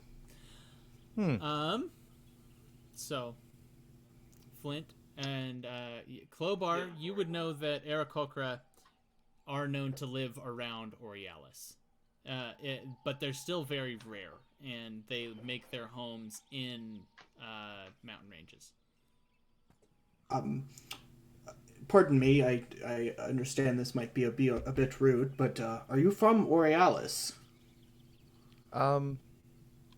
Not necessarily from Aurealis, but that area.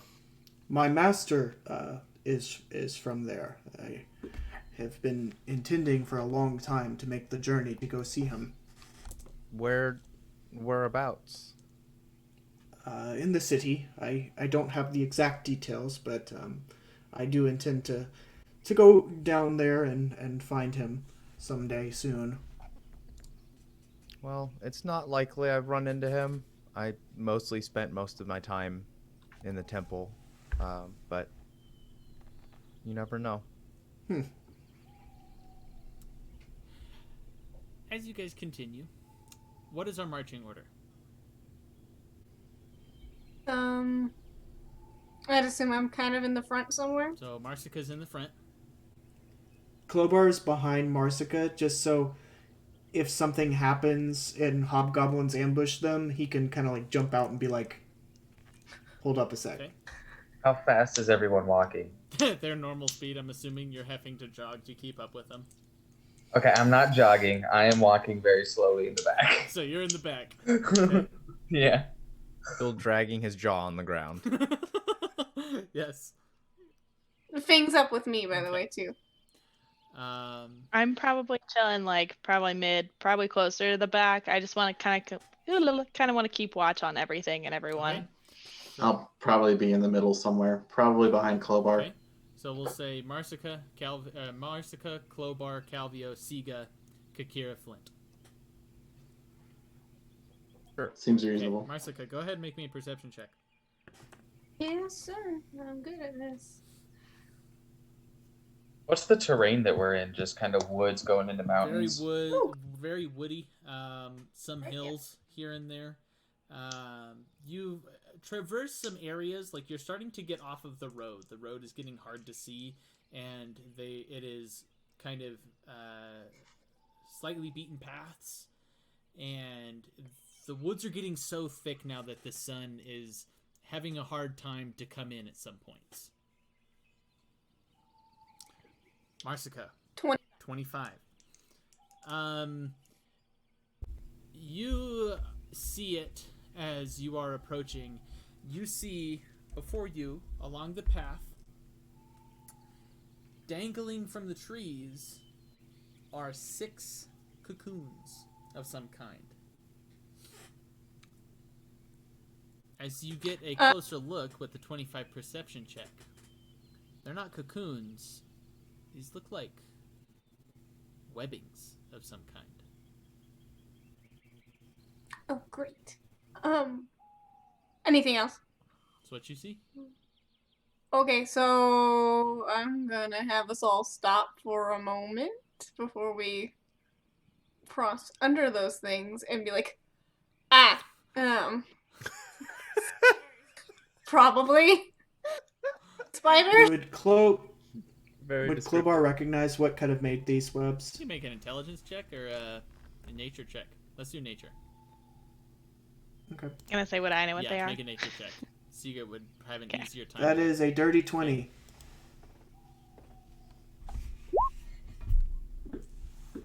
Ooh. And what do we get here for Siga? Oh, okay. What'd Siga get? 7. 7. Oh no. God. Siga, you're too busy paying attention to the other people around you, and you almost like bump into Calvio when Marsica halts. Like you're just daydreaming at the moment. Feeling to at home. Yeah. Klobar and Marsica, you would know that these are indeed made by spiders of some kind. Big spiders? Big spiders. Big spiders. So like Lord of the Rings spiders. Spooters. You did this to spite me, Aaron. Are we talking Shelob sized spiders or Mirkwood sized spiders? That's really specific.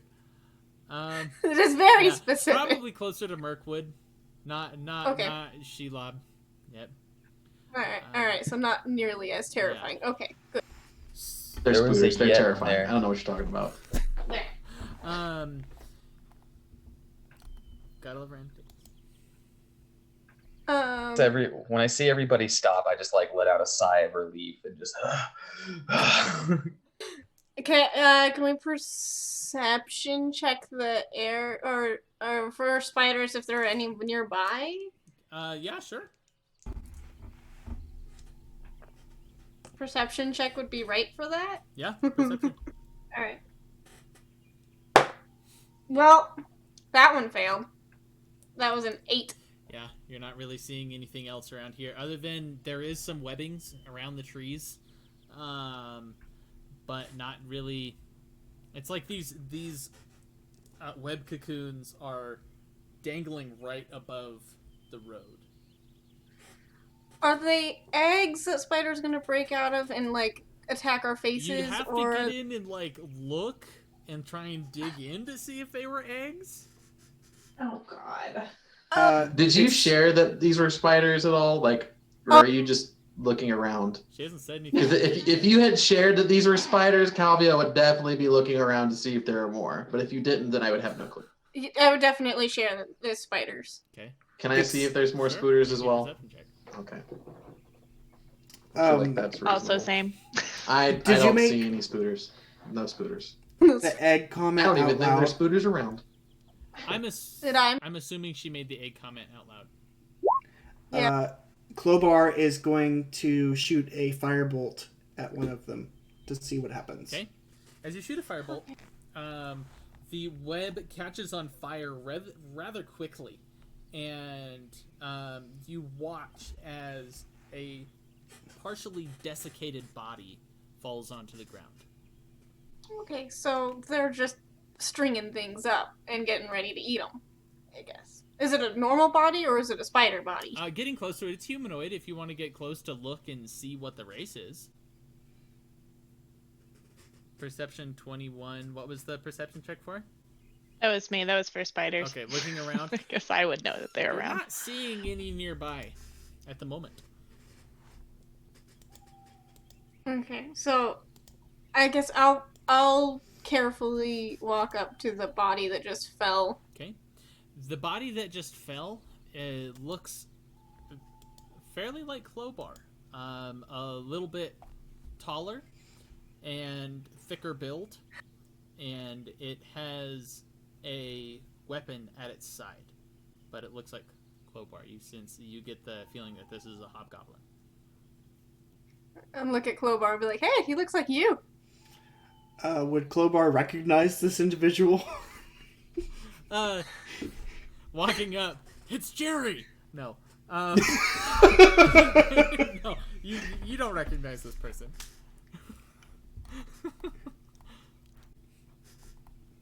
Oh, poor bastard. They killed Kenny. You bastard. Alright, I guess we should just tread carefully and keep moving for the time being. Keep an eye out for spiders. Would I know anything about like webbing and attracting more spiders or touching them or anything like that? Like touching the web being a bad idea? I mean, if Courtney knows, I'm going to say Siga probably knows with that, with the Okay. nature stuff. Siga would definitely know everything Courtney knows about the nature things. Oh, okay. If there's anything you don't know with just general nature knowledge, then you can go for a roll. I don't think you understand Okay. how much that actually is. Then I mean, Siga's a druid, so Siga would have. I mean, it's appropriate, Yeah. but that's actually quite a lot. Right, fair enough. Well, I mean, Kakira's a cleric, but we've seen how well that's worked out. Ah.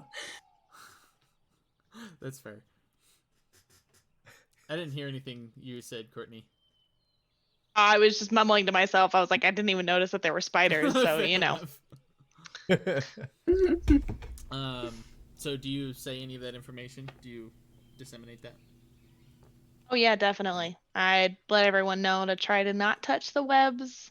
If we don't want any spider friends coming around, that just Well- try and steer clear. Okay. I guess that would have been nice to know a couple seconds ago. Yeah, well, someone just wanted to act instead of but it's fine. Just throwing it out there. Let's not touch any more webs. Looking down, there's not really any webbing on the ground as of yet, but looking up, you see a bunch of webbing in the trees, and quite a bit of webbing off the beaten path in this area.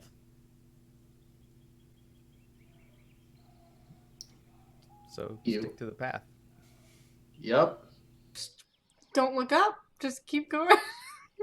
If you're afraid of spiders, just That's a big old Keep note going. from me, Captain. keep going. Clobar turns to the group and says, from now on, we're in dangerous territory. If we run into any of my kind, I will attempt to convince them that you are my prisoners. So don't shoot first, ask questions later, basically. Yes. Okay. Sort of Excelsior. Well, so far he's shot first. Alright, I guess we're moving on. All right. All right. Walking past this eerie scene, a few of you look up and you see the webs and the web cocoons kind of like dangling above you in the wind as you pass. A few more hours go by. You find a good place to make camp. Who is keeping watch? Oh, Set up a little fire and put some stew on. I There. suppose I can. I'd probably know how woods go, Okay. and so I'd be comfortable staying up. so would Marsica too. So if we're doing shifts. Okay. Am I allowed to change spells if I don't know that I can change spells yet? Yeah. I would. Okay. I just don't know how. Like, Calvio doesn't know he can do these things, so I don't know how that works yet. So go ahead and place your characters where they would be at the tents. Could have some of you guys There's no more spider webs, right? make me a perception check.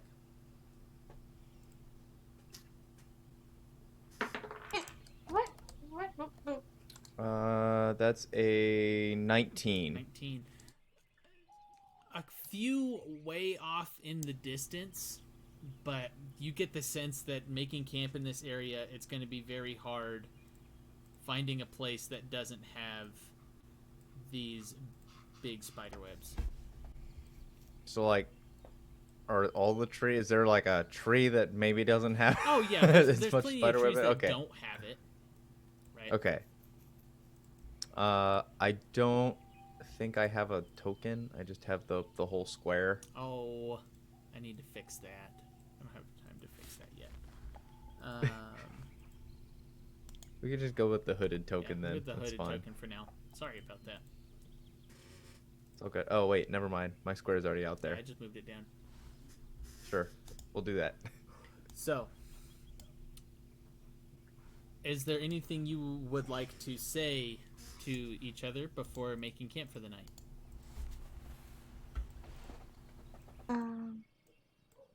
I'd probably say let's try to be quiet and leave no trace as much as possible when we're done here. Probably jokingly say to not let the bed bugs bite. Actually, spiders aren't bugs. I know. I know they aren't bugs. It was a joke. Soup's ready. Thanks for the save, Flynn. So, While we're sitting here, can I so basically everybody sees Calvio like kind of muttering to himself and like sitting down and like basically what he's doing is he's casting Find Familiar as a ritual, but he's like learning this from the person in his head because the person in his head is tired of him thinking about the stupid cat. And so over the course of an hour, he's just doing stuff and talking to himself, to you guys, anyway. anybody say or do anything? Nope. Okay. After an hour, Aldra poofs right back in front of you.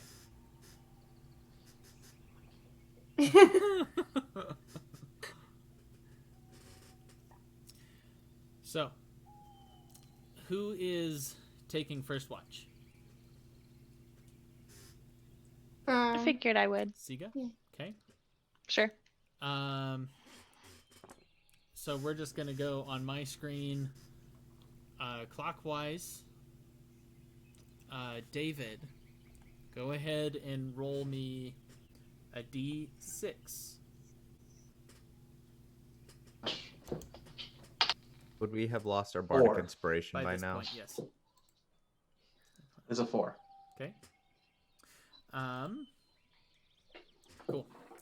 Siga, go ahead and make me a perception check.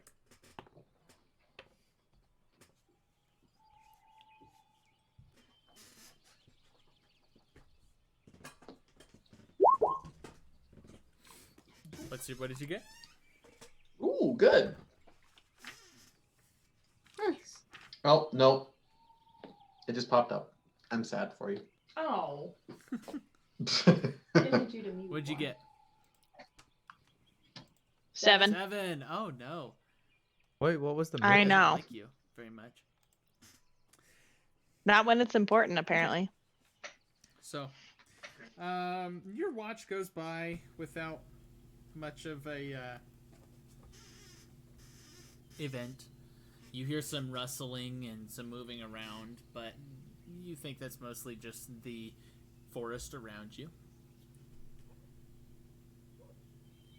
Who is up for the next watch? Clobar. Oh, Clobar's taking next watch. Okay. Go ahead and place your guys' tokens in the tents that you're going to be in, real quick. Do I need to be in a tent if I'm No, on you watch? can be in one of the stumps. Can you not move him, Courtney? Oh, you got it. Okay. No, I can. I did. Sorry. Oh, it's all good. I was just waiting. And then Kira. Tree. Huh? I'm in the tree. Oh, you're sleeping in the tree. All right, sounds good.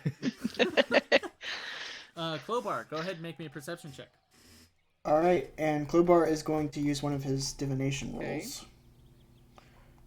And so that is a 19 before the modifier, and plus 1, so a dirty 20. Dirty 20. Excellent. Looking around, it's starting to get late. The trees are rustling as the wind blows through, and you see something run past a tree. It was really close to the camp.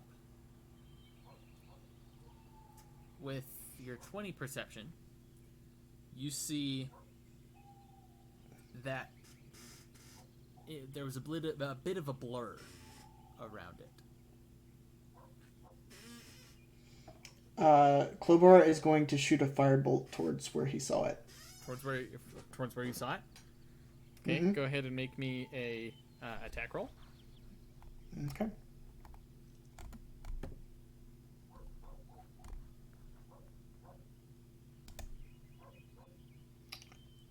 That is a 24. 24.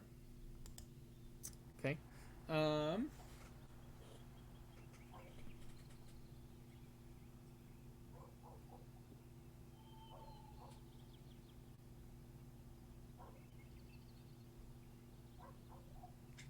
Okay.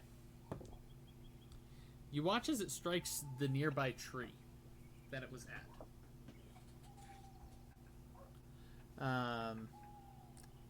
Right near Kikira, actually. It's not enough for the tree to catch, but it is enough to stir Kikira from her sleep. What are you doing down there? Did I see anything by the light of the fire as it hit the tree? Not at that point. I saw something. Be awares. We might have guests. I guess I'll keep an eye out. Okay. Is Kikira gonna stay up for a time? Yeah. Nothing else goes by for the rest of this watch. Are you guys going to try and stay up, or are you going to wake somebody else up for their watch? I'll wake somebody else up. Okay. Who's next turn? Marsica. Marsica. Marsica. Before he goes to bed, Clobar warns Marsica that he saw something moving around near where Kira is sleeping. Okay. Sounds good. I'll keep an eye out. Okay. Does Clobar go back into the tent to sleep then? Yeah, Clobar goes to his tent and sleeps. Okay. Marsica, go ahead and make me a perception check.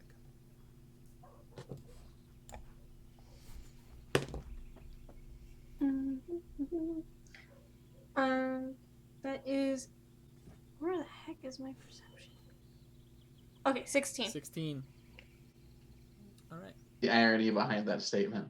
Wait, I didn't understand it. She said, "Where the heck is my perception?" That is pretty funny. So, Marsica. As your watch goes on, it's getting late into the night. You begin to nod off for a second. And you realize Fang starts to growl. Good boy, Fang. As Fang growls, you see as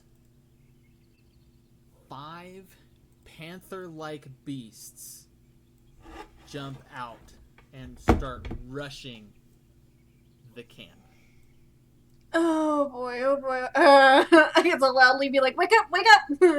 Tell everybody to wake up, and I'm gonna draw 4, not 5. Sorry, 4. 4. I draw an arrow out and go to shoot one of them. You are currently surprised for this round. Fang is the only one who is not surprised. And so, I'm going to need everybody to go ahead and roll for initiative.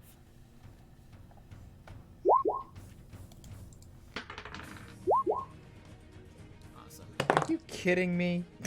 Oh, that was a crappy roll. Oh, you think you got a crappy roll? Oh no. Okay.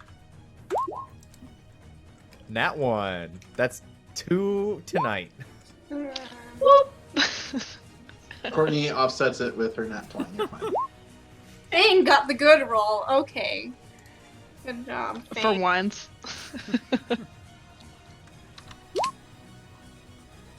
Who am I missing? I got Calvio, Marsica, Kikira, Fang, Flint, Flobar.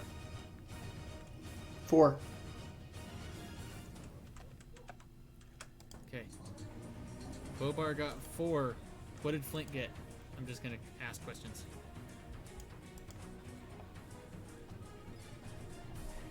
$18. Fang, He got a 20. Kikira, 3. Marsica,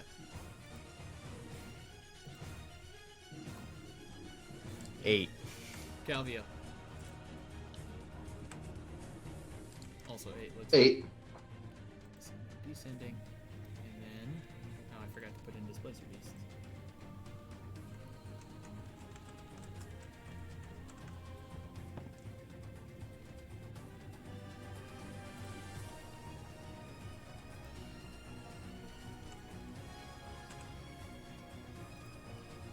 Okay. So, the Displacer Beasts actually will go after you guys because it's players go first. Siga is first in the order, but she is surprised. You basically have enough to wake up as you hear the pounding of steps and rushing the campsite and sound and roars that come in. Fang manages to act, though. What is Fang doing? Boy, he's gonna take a defensive stance. If they come near him, if they charge at me, then he'll attack. Okay. Uh, So he's gonna hold and to- his action. So if they go to attack you, then they will attack, and then he will attack them. Yeah, or if they come within 5 feet or within striking distance of him, I Okay. guess. Because he's right next to me. Okay. Flint is same thing as Siga. You hear the sound and the rustling and the roars entering the campsite. Whoa, why is Siga at 16? We'll do that. Yeah. Calvio, same thing. Marsica, same thing. Marsica is immediately awake. You watch as these creatures definitely do come in within range. This is the first one. Go ahead and make an attack roll against Fang. He's gonna get right up in here. So I need to pull up his character sheet. And he does have advantage because it's by me.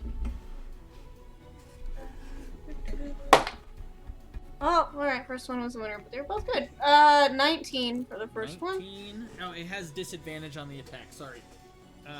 Yes. So what? Oh, it has. So it would have been a straight roll then. Oh, So what okay. was the first one you rolled? Yeah, it was the first one. That's still Still 19. Okay, that hits.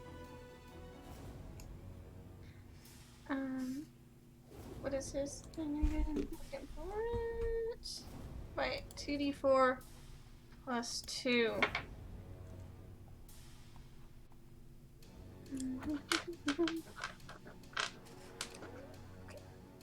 You guys looking at these things, Marsica, as this thing gets in your face and getting your bearings a little bit, you see as there's this shimmering about them. You see almost as if there's multiple of these creatures, but all occupying the same space, shimmering around a single one.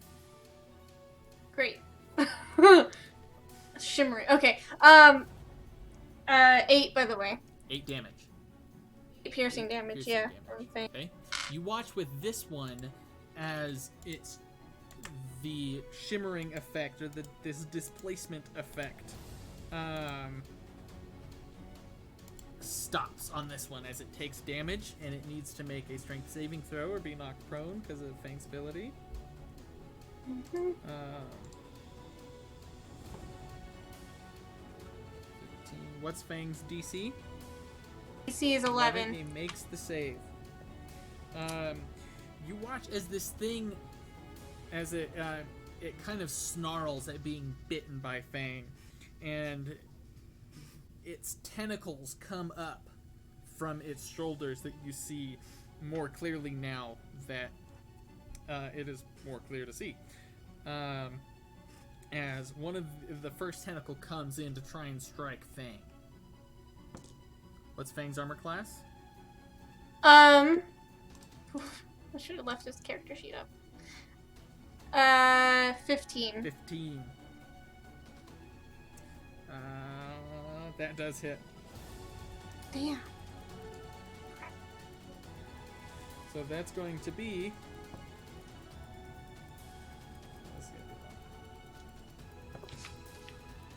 7 bludgeoning damage as the tentacle smacks him in the face, and then 5 piercing damage as you see the spikes on this tentacle dig into Fang's skin, and then it rips out. Oh boy. Its All right. other tentacle is going to whip towards you, Marsica. Alright. Bring And that it. is going to miss. This one, this Displacer Beast is going to start trying to attack the tree that Kikira is on. And it's going to make an athletics check to try and climb. That's going to fail. And so it just kind of like jumps at the tree. There's not enough to grab onto as it's too small for it. And it just lands back on the ground. This one is going to move into here, look around and see the surroundings, move into the front of the tent here, and take a few strikes at Siga. And since you are still on the ground from sleeping, it's advantage on both of them. What's your armor class? 14. That one hits. That one misses. So the first one hits. Thank So God. that's going to be same thing. 7 points of bludgeoning damage and 5 points of piercing damage as it strikes you. Ew. This one has 5, 10, 15, 20, 25, 30, 35. This one gets right in the mouth of Clobar's tent.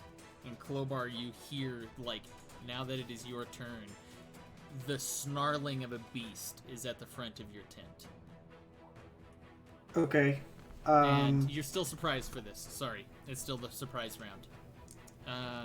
Okay. Kikira, you are violently woken up by a creature pushing and banging up against your tree. We are now to Siga.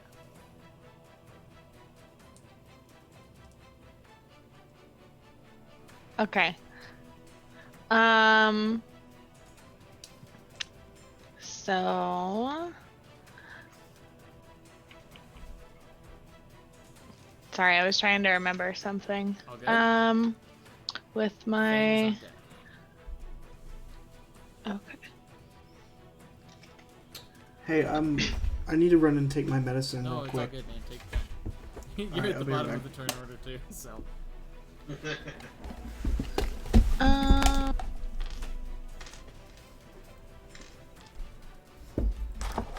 Okay, so I can't remember, and I'm panicking in a process to find it. What what when I get to heal myself at the end, is that my bonus action? When you get to heal yourself, I like as the as the moon druid. Moon Druid, when you transform, I believe it's your bonus action. Let me check just to make sure. I thought so too. I just can't find it, and so I know where it is. No worries. Be under your actions, and if it's a bonus action, you can click bonus action, and it'll tell you right there. If it's a regular action, it'll be under action. Bonus action. Yep. Okay. It wasn't pulling up It's called even when combat David told me. wild shape. Is the ability. Oh, you're that's looking right. for. Okay. That might be a feature and trait in D&D Beyond. Yeah. So. Okay. But you use your bonus action to transform into something first. Right. Because So this would be a next on the turn ground. thing. Cool. Okay. So in that case, because I'm aware of Fang and how we could use pack tactics to our advantage, I decide to morph into a giant direwolf. To a direwolf. Okay. Cool. So you transform into a direwolf. I'm just going to make your character bigger, so I don't have to hunt for another wolf. So you are now kind of like bursting at the edge of this tent as you're like you get up, use half of your movement to get up, and you're now like snarling at this thing's face as a direwolf. So Cool. That's your bonus action. I'm pretty sure you should still have your action to attack. Let me check. Yeah. Most definitely. So that's what we're gonna do. It's your action to transform. That's fine. I already said it was. Oh, it is my it's your action? Okay. To transform. But Then But I guess you couldn't use your bonus action. yeah, it's only to heal. yeah. You still have like the amount of hit points of the thing you turned into, and so you have that. Oh, so she's not still damaged? So I'm not yeah, you're not still damaged in anymore? This state, Oh. right? So Okay. it doesn't heal this stuff. okay. So I just go up to the direwolf. Yeah, basically. Cool. Cool. So you have if you have the direwolf stats up, that would be great. Yeah, I do. Cool. Is there anything else you'd like to do with your bonus action?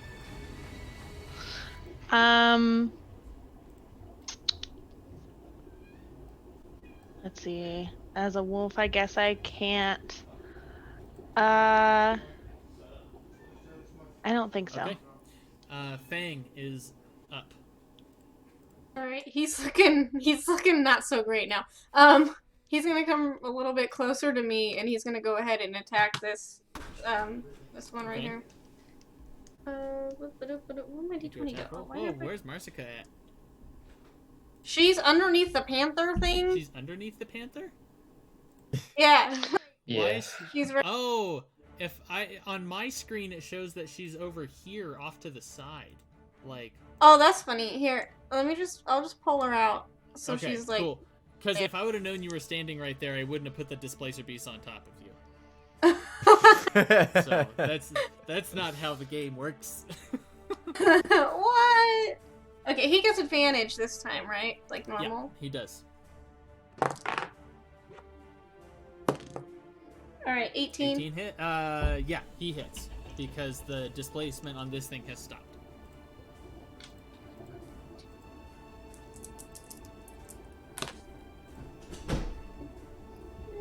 Five points of piercing damage. 5 points of piercing damage. Okay. And he's got to make a saving throw. And the Yep, DC. he passed it. Damn it. Now, I'm back. unless there's anything else that Fang needs to do, we're on to Flint. You can heal your thing on your turn, I think. You might want to check your your abilities. I do have a healing power, but So can action. Okay. move right there, Where are you moving?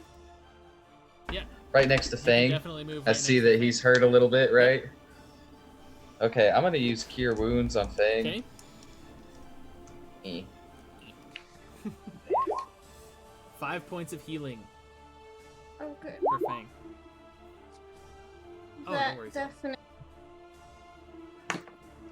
And then I will draw my sword for my bonus action. Okay. Excellent. Calvio, you're up. Marsica is on deck.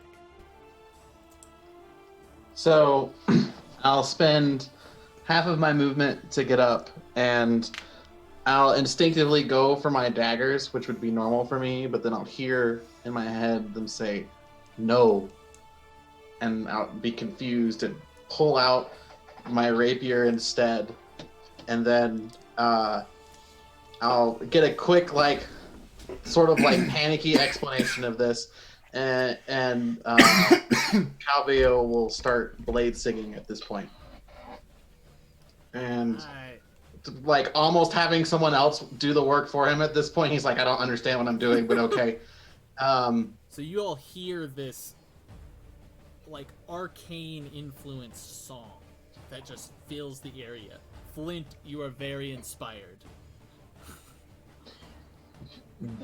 Look at him wide-eyed, just... That is a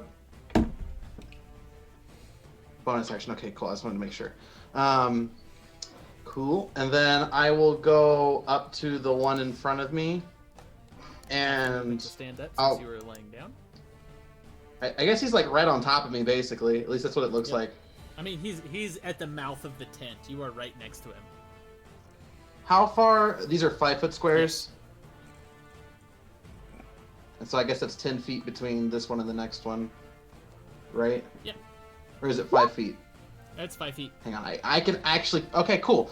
Calvio is going to swing at this first one, which would to him be Booming Blade, but instead of Booming Blade, it ends up being Green Flame Blade. Okay.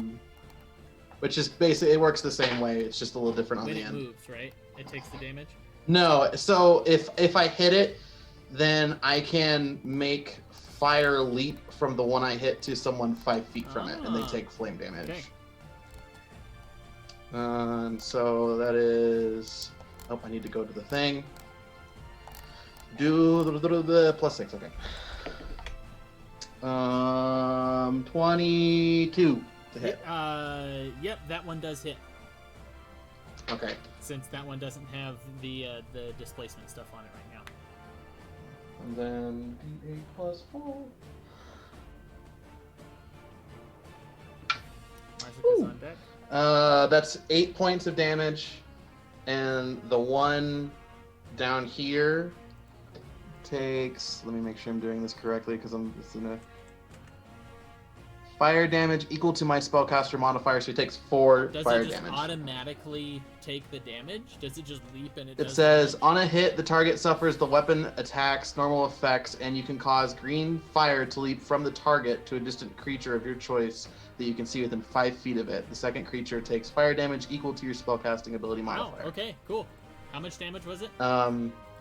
So it takes the 8 points of what This one damage is takes this? the 8 points of slashing damage. It's slashing damage, and then it's a D10 of fire damage and 2 fire 2 damage. fire damage. And then, since it did the fire damage, it leaps off to this one, right? Yes, and that one takes 4 fire 4 damage. fire damage. Okay. Calvio is very confused at what's going. He's like, "How am I? What it? Okay." You watch as the other beast is surprised as its blurring effect seems to stop at the damage that it took. Oh. Unless there's anything else. Oh no, Okay, I'm done. Marsica. Alright, Marsica's gonna move back. Oh, that is the wrong thing. There we go. Alright, she's gonna come back here. And, So you're she's moving. like- Okay. It's gonna take a attack of opportunity against you as you move out. Oh, crap, I forgot! What's your armor class? 16. 16. All that just hits. Oh, damn it. That's going to be 3 piercing damage and 6 bludgeoning damage. As it reaches out and hits you with one of its tentacles. Okay. Oh, damn it. Forgot about that. Anyway. Okay, so now that that's happened, she's cast Hunter's Mark for the bonus action. Oh, nice. Spells. All the cats. Spells. Oh, do you see Whitley? Yeah. She's casting it on this guy right Okay. here. Oh. And, did she have her weapon out, or was she too She would surprised? have had her weapon out. I'm assuming that Marsica is the epitome of preparedness, normally. Okay, yeah. So then she's gonna, shoot to kill. Okay, make your attack roll. Oh my gosh, all the catos. That is a 23. Oh to yeah, hit. that hits. Alright, 1d8 plus 5. Where's my d8? It's hiding. There it is. And what does the Hunter's Mark do again? Extra d6 of damage. Thank you.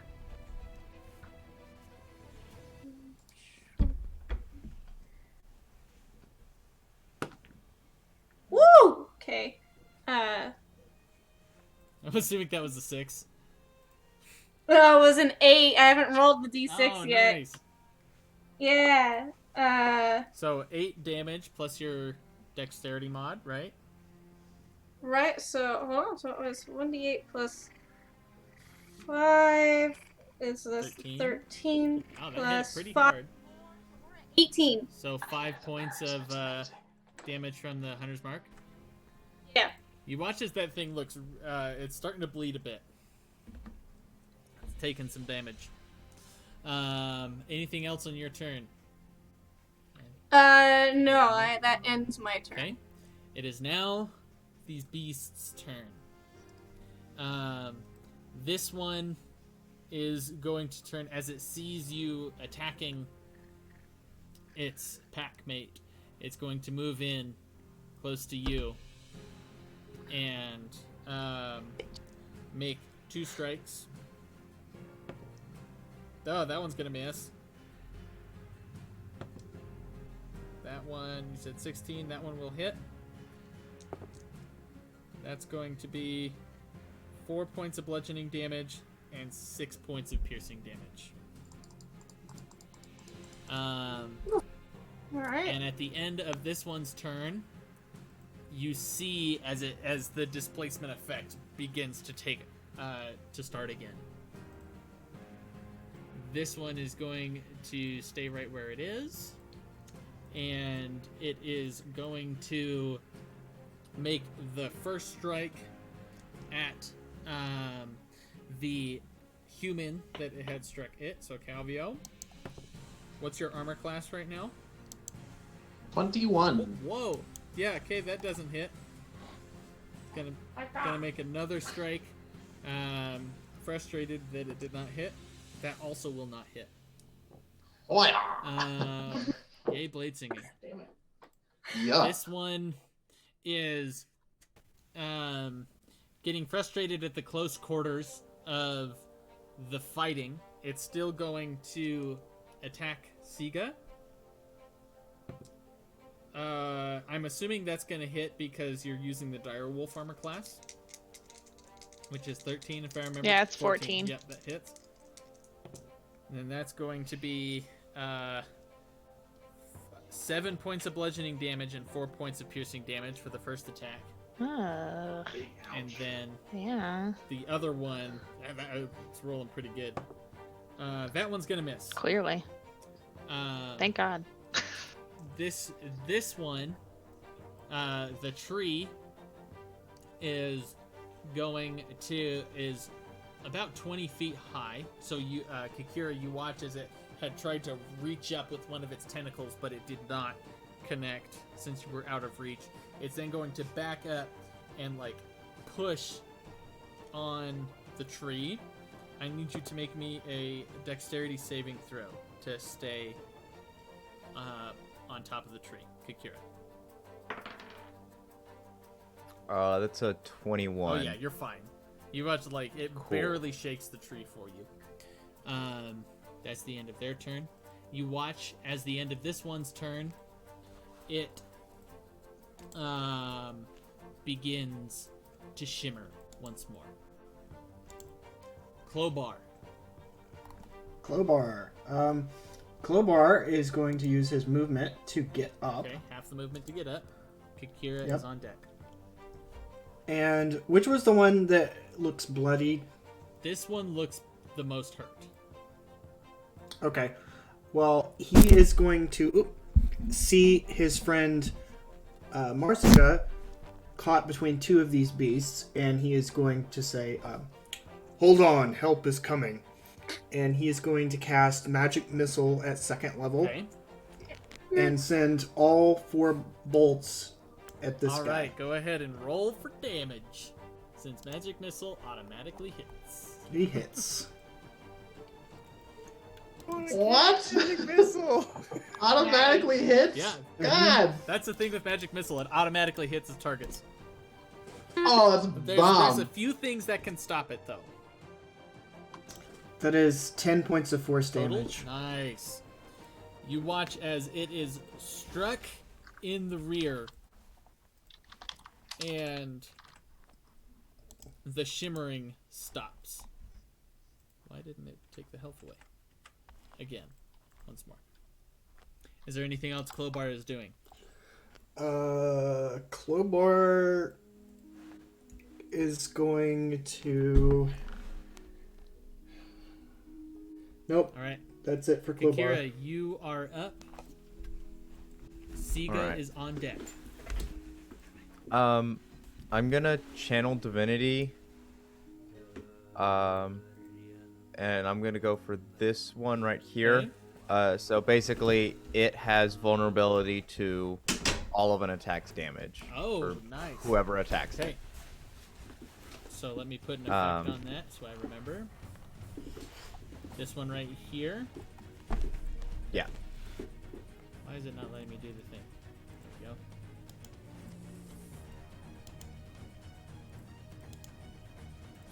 go. And then It's your action, right? no, that actually doesn't cost me anything except the Oh, Channel Divinity is normally an action. Pretty sure. Turn undead is, but it says channel divinity no action. Huh. All right. Well, Wait, I'll, no. I'll look it up later. No, never mind. You're right. It does say one action. Are you gonna do anything with your bonus action? Can I cast spiritual weapon? Of course. And I'm gonna thwack this thing over the The head. one you just did your. The one, at my tree. Okay. Cool.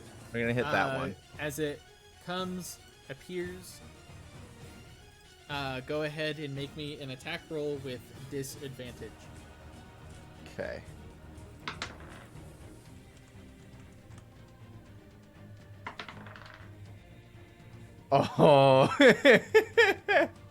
Oh. 25. 25. With disadvantage? Oh my God. Really? I rolled a Jesus. 19 and then I rolled an 18. Are you shitting me right now? Wow. All right. Your gravestone apparates and smacks this thing upside the head, and that hits. So go ahead and roll for damage. That's gonna be 10 damage. 10 force damage. Nice. All right. It is now, the shimmering effect has now stopped on it. And it seems really confused at the headstone that just appeared and smacked it upside the head. Are you going to move at all? No, I feel pretty safe in All my right. tree. Siga, your turn. Fang is on deck. Okay, first of all, does Siga know anything or catch anything about the the shimmering, or to notice anything about You it? can take your turn if you want to take your turn to make a nature check. You can to try and think about it, but it would take a turn to try and recall that information. Meh. Okay, no. Then I'm just gonna go for it. Seaga's getting irritated that apparently he can't sleep in the forest anymore without something bugging him. So, It's 2 times now. yeah.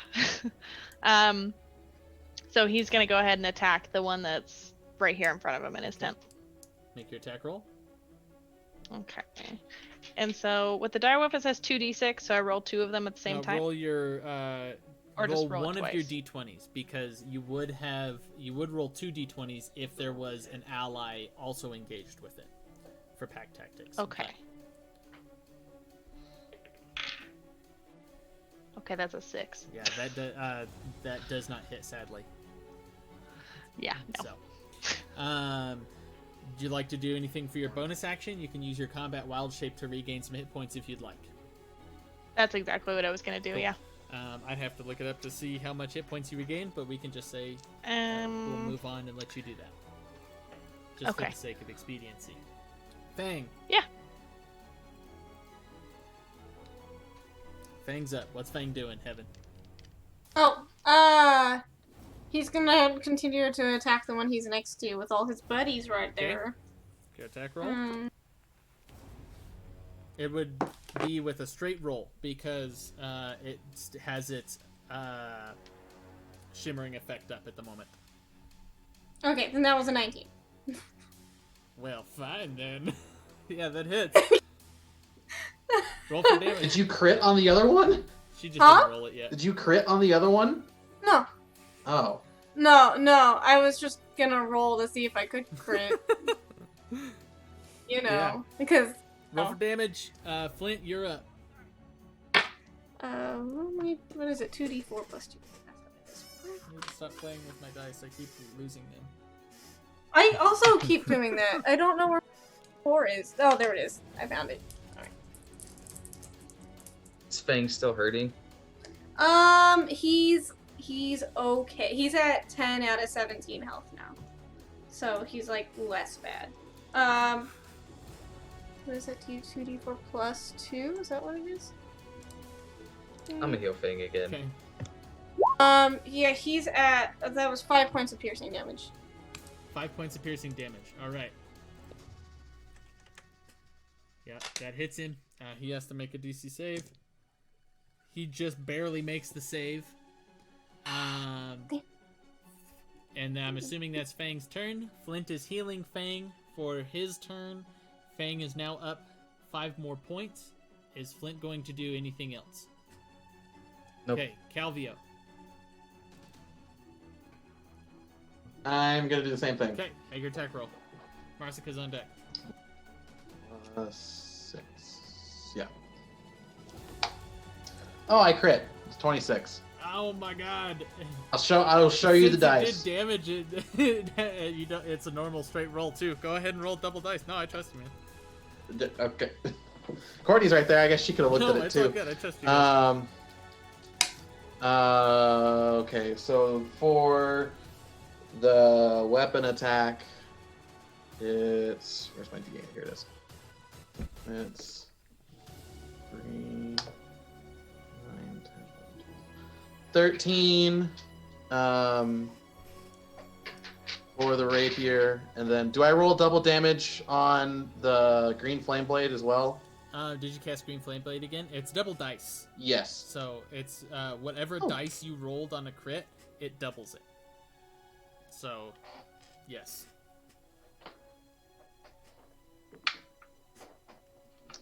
How much slashing damage did it take? 3 and then plus 6 plus 4, so 13 slashing damage and 18 flame damage. 18! Oh my god, nice. You did 31 points of damage to it in one turn with the crit. This thing is looking really beat up. It's not It's damn it. looking it's really close. It's really hurt. There's 4 of these. Is there anything else Calvio would like to do?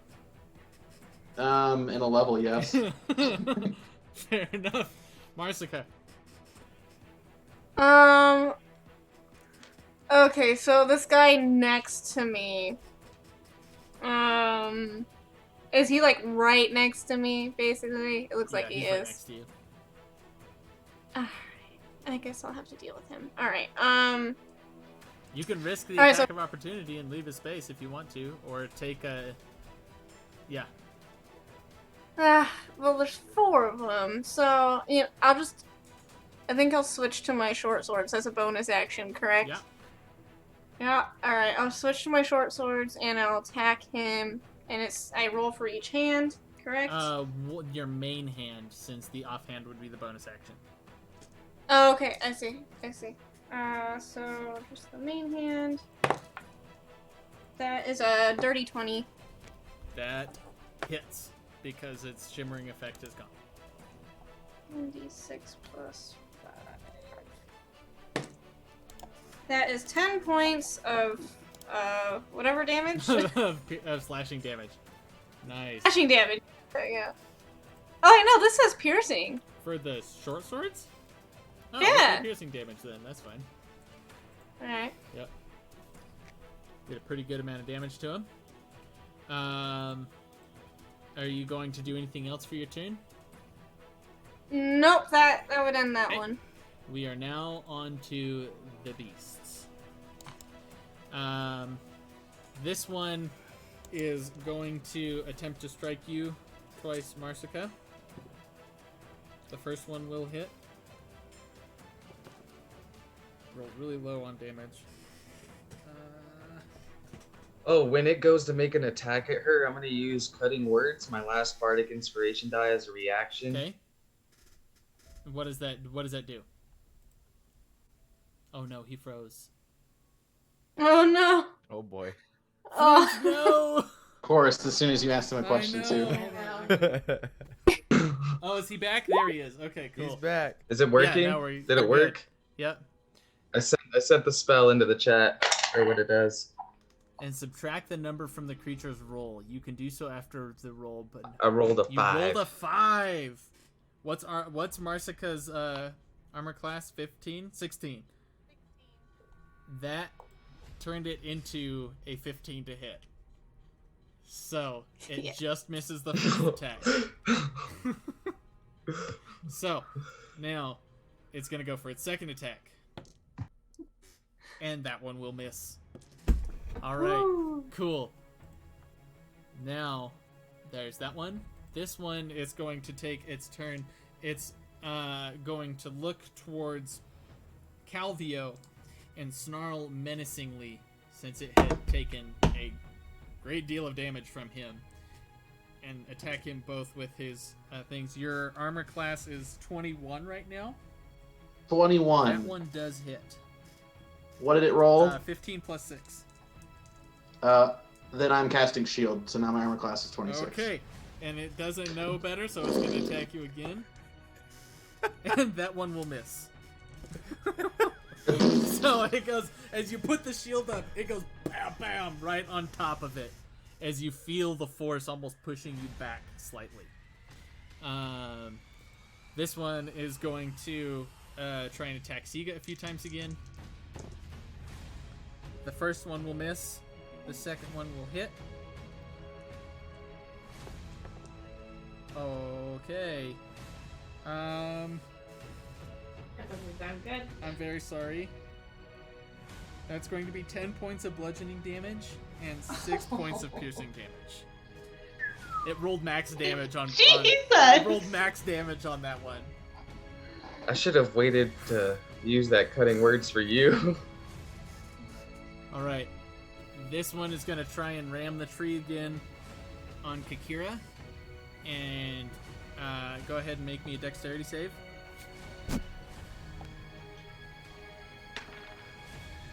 Oh, that's less good. That's a 4. Oh no! That one, you do, with the force of it hitting the tree, you do fall off. And Would I have the reaction to like open my wings and not slam I into would the ground? say you'd have enough reaction to slam onto the ground. You can make me another dexterity check to see if you land on your feet. Because of that. Okay. Damn it, that's an 8. It's an 8. Oh no, you have fallen prone. Okay. But No. that is its turn. So, this the displacement begins again on all of them, and we are now to Klobar's turn. Klobar, seeing the magic that Calvio's doing, says, "Oh, this is exciting. It takes me back to the old days. If you're not holding back, then I suppose I shouldn't either." And he is going to cast Maximilian's Earthen Grasp Okay. on this guy and replace his saving throw with a 12, which will fail. Okay, fair enough. What is Maximilian's? Yeah. So the roll is a 12, right?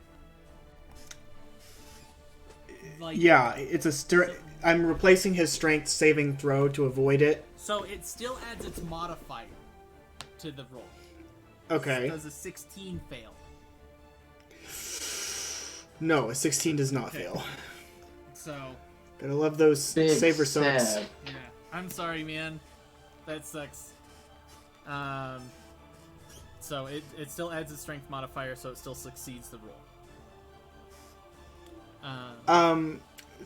I'm trying to tell if it misses, does the hand still like linger? Because it says the hand can grab a different target as an action on a different turn. What's the duration of the spell? Concentration up to a Then it minute? does linger.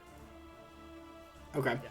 In that case, I want me hand to be... Oh, shit. I gotta Right get next to the to right it? window. Yeah, like right here, right next to Marsica. Okay. Like right here? Yeah, that's fine. Okay. Handy boy. Alright.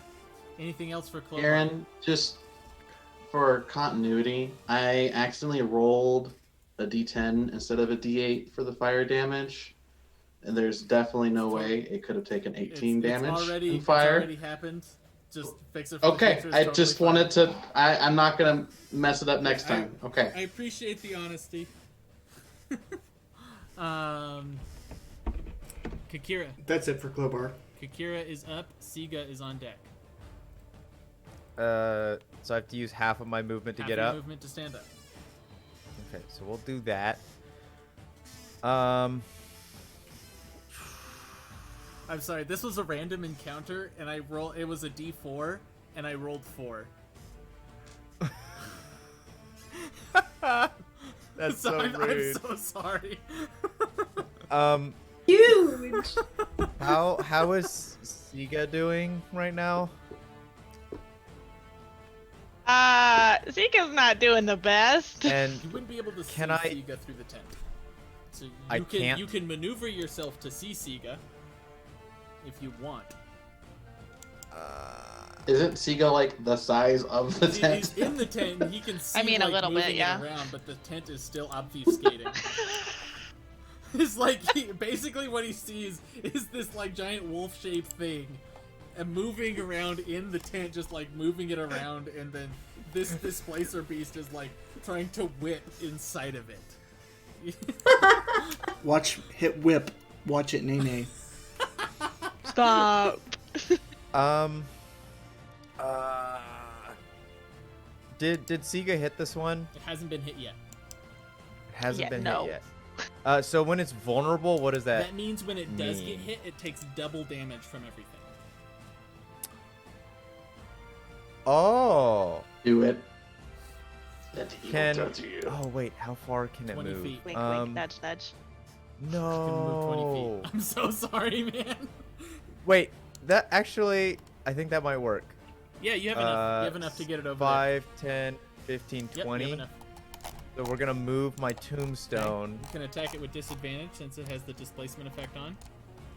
Sure. We're gonna do that. Oh, okay, that's not looking good. Seaga's on deck. That's looking even worse. 12 12. to hit. It misses. Fuck. Sadly. Damn it. It goes for one of its shimmers and just meets the air. You still have an action. We're really nailing it, You guys. still have an action. You still have a movement. Can 15. I'm gonna try to guiding bolt that Okay, one. make me an attack roll with disadvantage. Okay.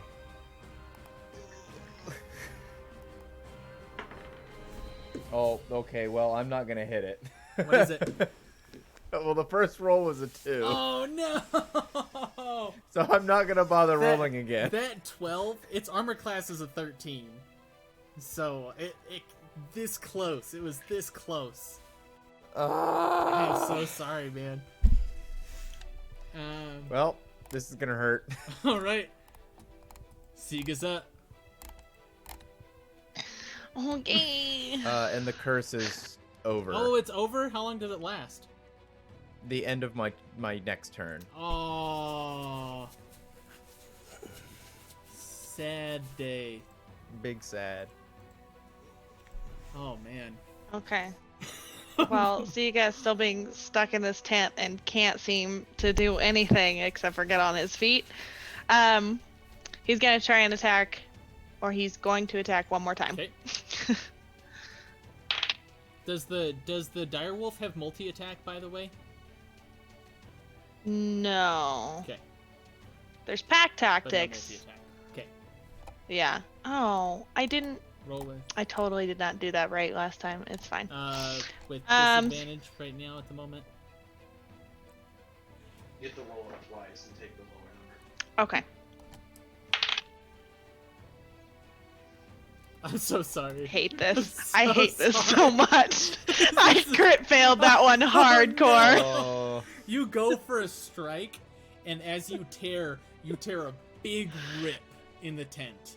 It was bound to happen Great. eventually, but now you have one less usable tent. Damn. Anything else? And You gonna I'm- heal yourself. Definitely gonna use my bonus action to heal. I need that a lot. Okay. Fang. Okay. If there's nothing else, Fang is up. Yeah, things up. We can take it. We can finish this round of combat, or stop right. We're at the 9:30 mark, so we can stop right here, or we can continue to the end of this fight if you guys want, or keep going. I'm good to keep going. It's up to you guys. I don't care. I'm fine with ending the fight, finishing with the Finishing fight. Okay. Patrick. Hopefully it doesn't take that long. Okay. Yeah. That's my hope. Everybody else good? Yep. Cool. Fang. Go to bite the thing again. Is this with advantage? Yes. Okay, good. This one is with advantage since its displacement has stopped and. Oh wait, no. This is a straight roll because the displacement has happened. Oh, But he okay. has a, 17. that hits. Go ahead and roll for Okay. damage, and then it now its displacement effect stops because you hit it. I don't remember the other thing I have on. Oh, Hunter's Mark. That's what it is. What about my hunter's I mark? was just trying to remember what that other mark was that I put on it meant. Yeah, and I haven't been able to use it because I'm now attacking the other one.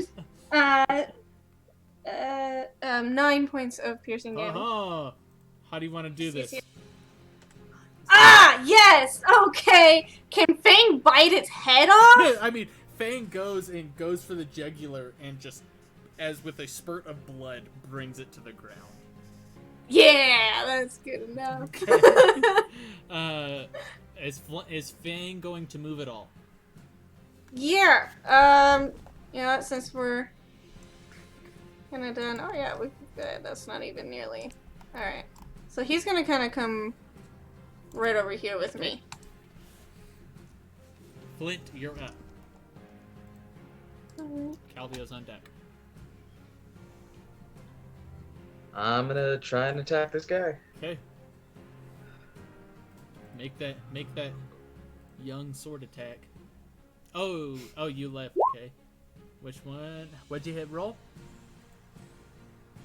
You 16. 16. That's a straight roll because you're technically flanking, so that does hit. So roll for damage.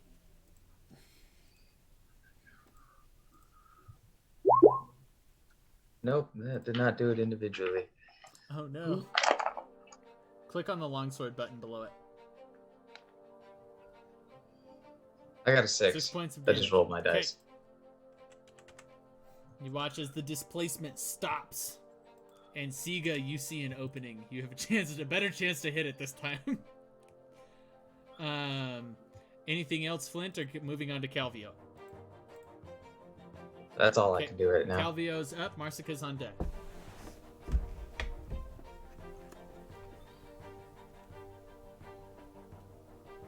I can't hear you, David. Bump. Mute buttons. Calvio's going to take 30 of his now 40 feet of movement and dash over her. Okay. And would this count as a sneak attack since it's engaged with 2 other things? Yeah, it would count as a sneak attack. Bam. Nice. If only I'm your gonna do. vulnerability lasted one more turn. I know. This dude would be getting wrecked right now. I'm gonna cast Green Flame Blade on this one too. All right. And that's plus stuff. Where is it? So Okay, you're there it is. technically flanking Yeah. with advantage to hit, since Oh! it's displacing right now. That was. So this is 21 to hit. Oh yeah, that hits. Sweet. So it takes 1d8 plus 4. 11 slashing damage and 2 flame damage. 11 slashing damage and 2 flame damage. You hit it pretty hard. Oh, and plus the 6 for Oh, sneak yeah. attack. I almost forgot. So And much. 5 for sneak Nice. attack. Okay, what was the first amount of damage? 11, 2, and 5. So he took 18 points of damage total. Okay. That one's looking a little hurt. After that. Thank God. I'm so sorry. So the guy's like looking at Calvio. It almost does not look like Calvio is doing this. It looks like someone completely different as he like runs across. He's like doing this weird like almost dance-like thing, and you hear this hum as he's going across and swinging his sword at this other beast. Marsica's on deck. Heaven. Marsica's Oh. up. I'm up. I heard on deck, and I was Sorry, like, I'm that's next. my fault. It's Marsica's up. Yes. Okay. So she wants to. I want to move Hunter's Mark over to this guy. That takes a bonus action. On which guy? Sorry, onto the guy that's right next to front of you? me. Okay. This guy here. And then, so that means I can only attack with my main hand, Yep. correct? Okay. So then I shall do that. Where are we at? Here we are. 7. Okay, 17 plus 7, whatever that is. Is that rolling with disadvantage? Since it has the displacement No. on? I'm so sorry. I'm trying to keep the mechanics together. Well, the second one was 18. Okay, so, so they hit. It's good.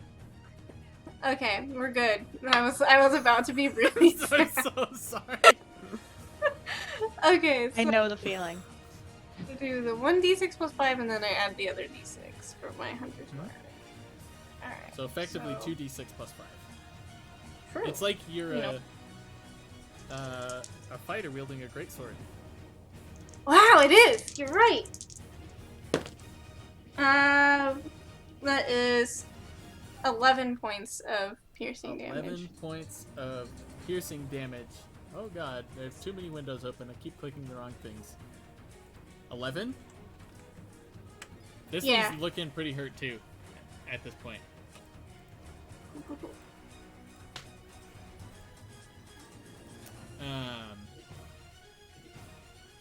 Anything else Marsica's doing? No, I don't think there's anything else she can really do. Okay. The Displacer Beast's looking around for a minute. This one makes some sort of sound looking at its dead comrade and begins to run off. So, Kakira, you can go ahead and make me an attack of opportunity if you'd like. With a spell or With a weapon attack. Melee weapon. Okay, sure. I've got a mace. Okay, make your attack roll. Is it disadvantage? Oh, with that one, yes. Okay. Well, that's not looking good. I'm just gonna go ahead and assume I didn't hit it. Okay. This one is then going to leave, so both Fang and Marsica get attacks of. I don't know if the hand gets an opportunity, whatever, Logan, but Fang and Marsica do. Does Fang... does it get an... You guys get advantage because you were right next to it when it moved. Yeah, cool. Okay, good thing. 16 to hit. That hits. Go ahead and roll for damage.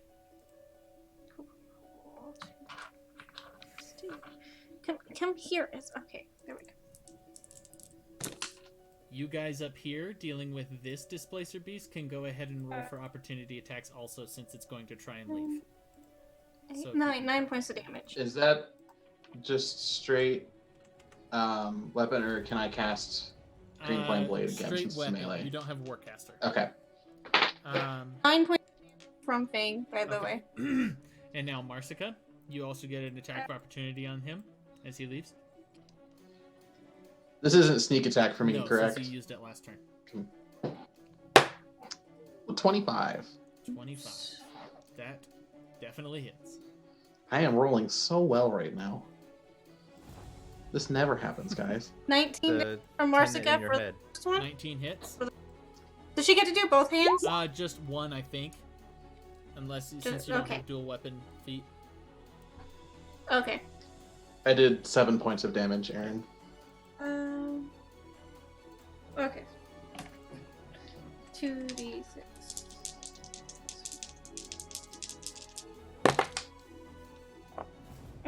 That is 7, 8, 9, 10, 11. Is that 11 again? No, 12. 12, that one. 12 to hit 12. or 12 points of damage? 12 points of damage. That one's 'Cause it was looking real bad. Pretty real hurt. Flint and Siga also get attacks of opportunity on the upper Displacer Beast as it looks. I don't hit shit. Okay, sounds good. Yeah, I rolled a 3. Okay, so it leaves. You guys can try and pursue it. Their turn will pass. They're gonna get to. Do I also get an attack of opportunity You since already it used passed? your reaction to attack the other one. Okay. So that would be 5, 10, 15, 20, 25, 30, 35, 40. So they're trying to make their way out of there. Are you guys going to try and pursue them at all? It is Klobar's turn. Klobar is going to shoot at this one with magic missile at 2nd level. Okay. And all four are going at him. All right, make your attack roll.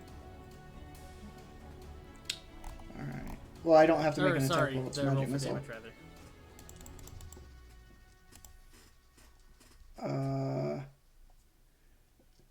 That is 17 points of force Oh my damage. God, nice. It is like. It looks like it's on death's door. That didn't kill it. It's like. Did he slow down or get knocked Like- prone from the force damage? Roll me a percentile die, Klobar. Okay.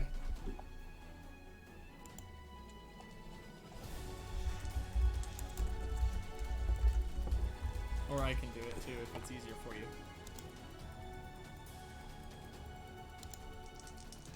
That would be a 95. 5. So there was a 10% chance from 90 to 100 is what I put in my head, and it is prone. That means attacks are with advantage With now? advantage on it. And it is, it must use half its movement to stand up. And now, The melee attacks are with Melee advantage, attacks are but with ranged advantage. attacks are still disadvantaged now. Sorry, thank you. Is it my turn? Unless Klobar has anything left to do, it is now Kakira's turn. Yeah, Klobar says that it's all I can do. It's up to you now. Can I hit it with the tombstone? Yep. Make your roll with advantage.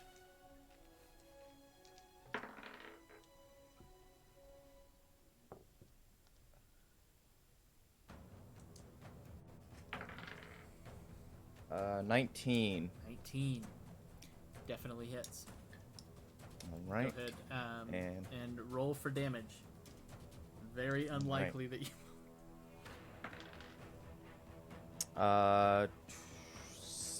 Wait. I'm looking at the wrong spell. It's 1d. Nope, 7. Okay, 7 points of damage. How do you want to do this? I'm gonna crush its head. Yeah, you bring the gravestone down, it just falls on its head with a splat Yes. of blood.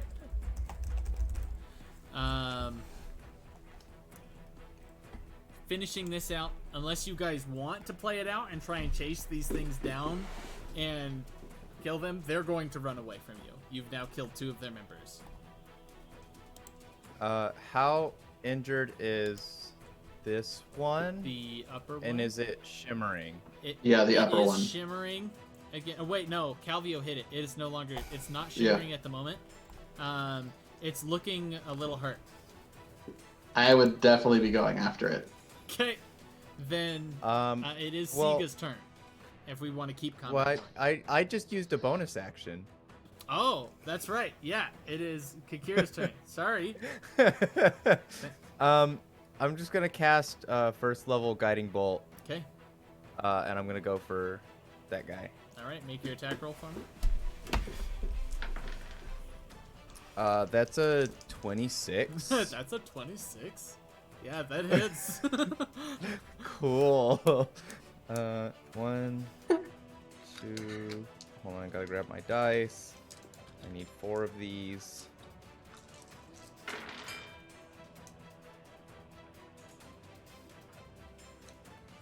That's 10 radiant damage. Nice.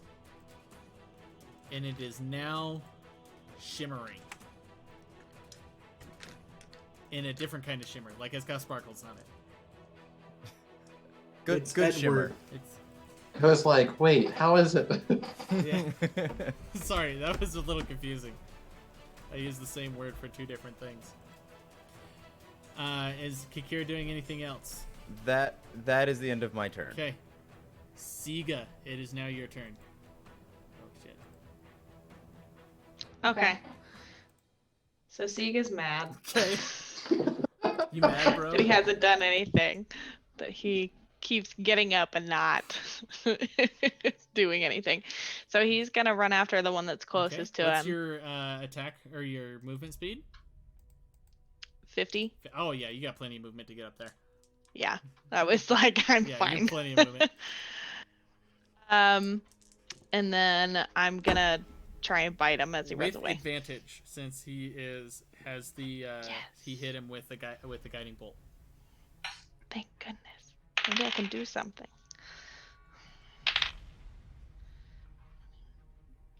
So 19 That hits. to hit. Go ahead and roll for damage. Thank God.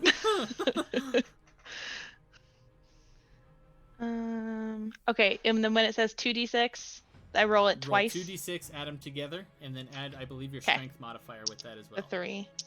Okay. So 5. 5 of points piercing damage. and it now needs to make a strength saving throw or be knocked prone. What's your DC as a... 13. Oh, that just fails. This one is now knocked prone too. Finally did something. Nice. That's a lot of effects stacking Yep. up. It no longer has the other one. Oh well, I don't want to change it yet. Unless there's anything else you want to do, it's Fang's turn. I just wanted to do my You healing anything? for my bonus action, and then Sure. I'm good. Let's move on to Fang. You do that? That's 40 feet. Ah, cool. He'll just make it. Fang is gonna run right up to him and go to bite him. Okay. And he has advantage because it's prone, but also he has advantage because pack tactics, Yep. right? Yeah. Make your attack roll.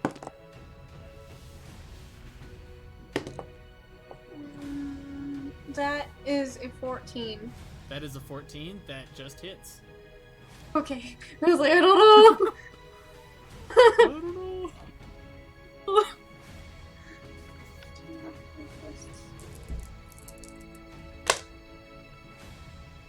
What are you? You're okay. So 7 points of 7 damage. Because I points forgot. of damage, and it is prone. Yeah, here, up on window. It's looking really bloody now. Flint, you're up. Boom. Let's see, 5, 10, 15, 20, 25. I should be able to make it right there. Yep. And boom, boom. I'm going to heal him. Come on. Work button. Calvio's on deck. Sorry, my internet's being slow and it's not letting What are you me trying to do? cast Cure Okay. Wounds. Just roll. Add a second level Just spell. roll 2d8 then. Just since you have this Okay. stuff, if it's being slow. Add your spellcasting mod.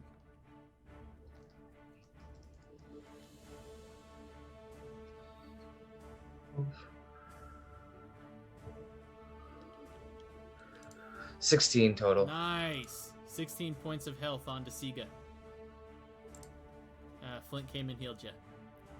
I'm good, thanks. Awesome. On to Calvio now. I am yeeting my way over here Yeet.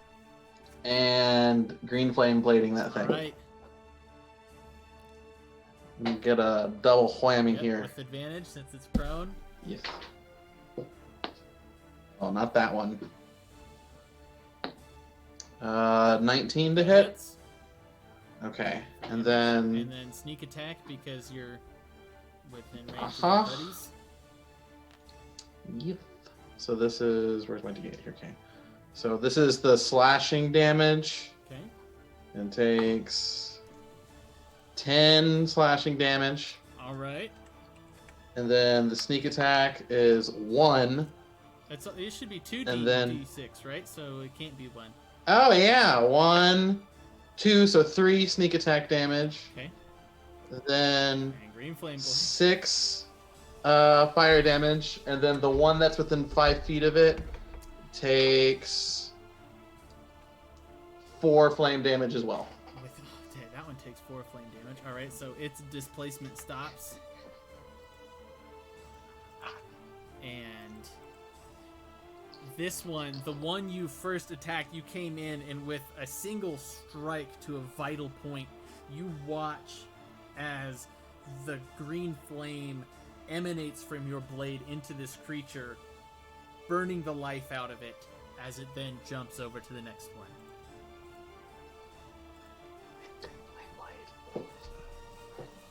So, do you guys want to hunt the rest of them down? This one's definitely running. He's running away from you guys. If you guys want to hunt it down, we can just say you eventually catch up to it and kill it. You are faster than I'm it good. is. Flint is definitely not faster. Flint's not faster, but Calvio is. So, and Siga. So if 2 of them just run this thing down, they can. Whatever the group ends up doing, ultimately. So what are you guys doing? Do you want to run this thing down? Kinda, yeah. Courtney says we're running Alright, it down. So you take the next like 30 seconds, because this one's still pretty high health. It turns back, it tries to put up a bit of a fight, striking Siga a few times, but in the end, you fell this beast. And the lot of you make your way back to camp.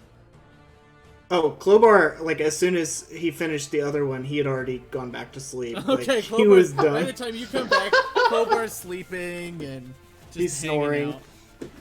Yeah.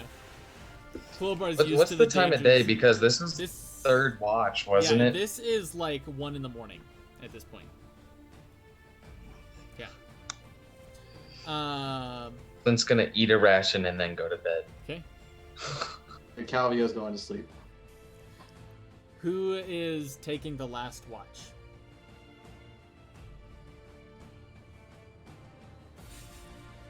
I guess I can since I You've did already the first done one, so you wouldn't Oh get shit! it. So I guess that means it's my turn, It's isn't it? either, I think, Flint or Calvio. Or Kikira. One of those three. Hero was Oh. awake for part of Oh, then Klobar's Flint or Calvio. as well. Yeah, I guess I can do it. Yeah, that's fine. So go ahead and make me a perception check. 15. Looking out, it seems like whatever was in this area, these creatures had scared it off. So the rest of your watch goes by without so much as a bird chime. A lot of you wake up in the morning. The sun is rising. Licking some wounds. You are all healed. And it is now on to the next day. You are slated to make it to the ruin by this evening. And so, Get our spell slots you back. do get your spell slots back. Yes. Okay. So, we'll go ahead and end the session there. Nice job, everybody. Sorry about those displacer beasts. Those were rude. They really They were. Yeah, that was Pretty crazy. beastly. Yeah.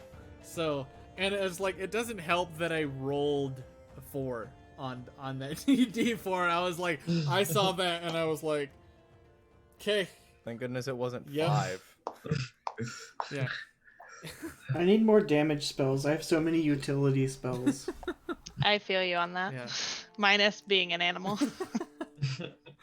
But I get Fireball at level 3, so Nice. Ooh, fireball. I'm about to get a lot scarier. I figured it'd be I've never fun got- for everybody to try, for the new players to try out some more of their combat abilities too. Yeah. So, Calvio is bomb now. yeah. This is mean. Oh my gosh. Well, He's Excelsior. yeah, he is the new Excelsior just jumping in there. I forgot that I could have 26 AC with shield. Yeah, I was like, I mean, it's like literally temporary, so it's like shield 26. Okay, it's gone, but it still, was like, like my resting when I'm blade singing is 21. It's just yeah, like, I thought I was gonna hit you that time. I was like, all right, he rolled 21 on his to hit, good to go. He actually hits the blade singer, and then shield. Okay. exactly. But yeah, I felt so bad for you, Courtney. Like every turn, it was just not working. I was like, oh no, she needs to have a win with this. Yeah, I just kept getting those shit rolls. It's Yeah. fine. Oh my gosh. Well, for everybody that tuned in, thanks for watching, and we're gonna go ahead and end the stream there.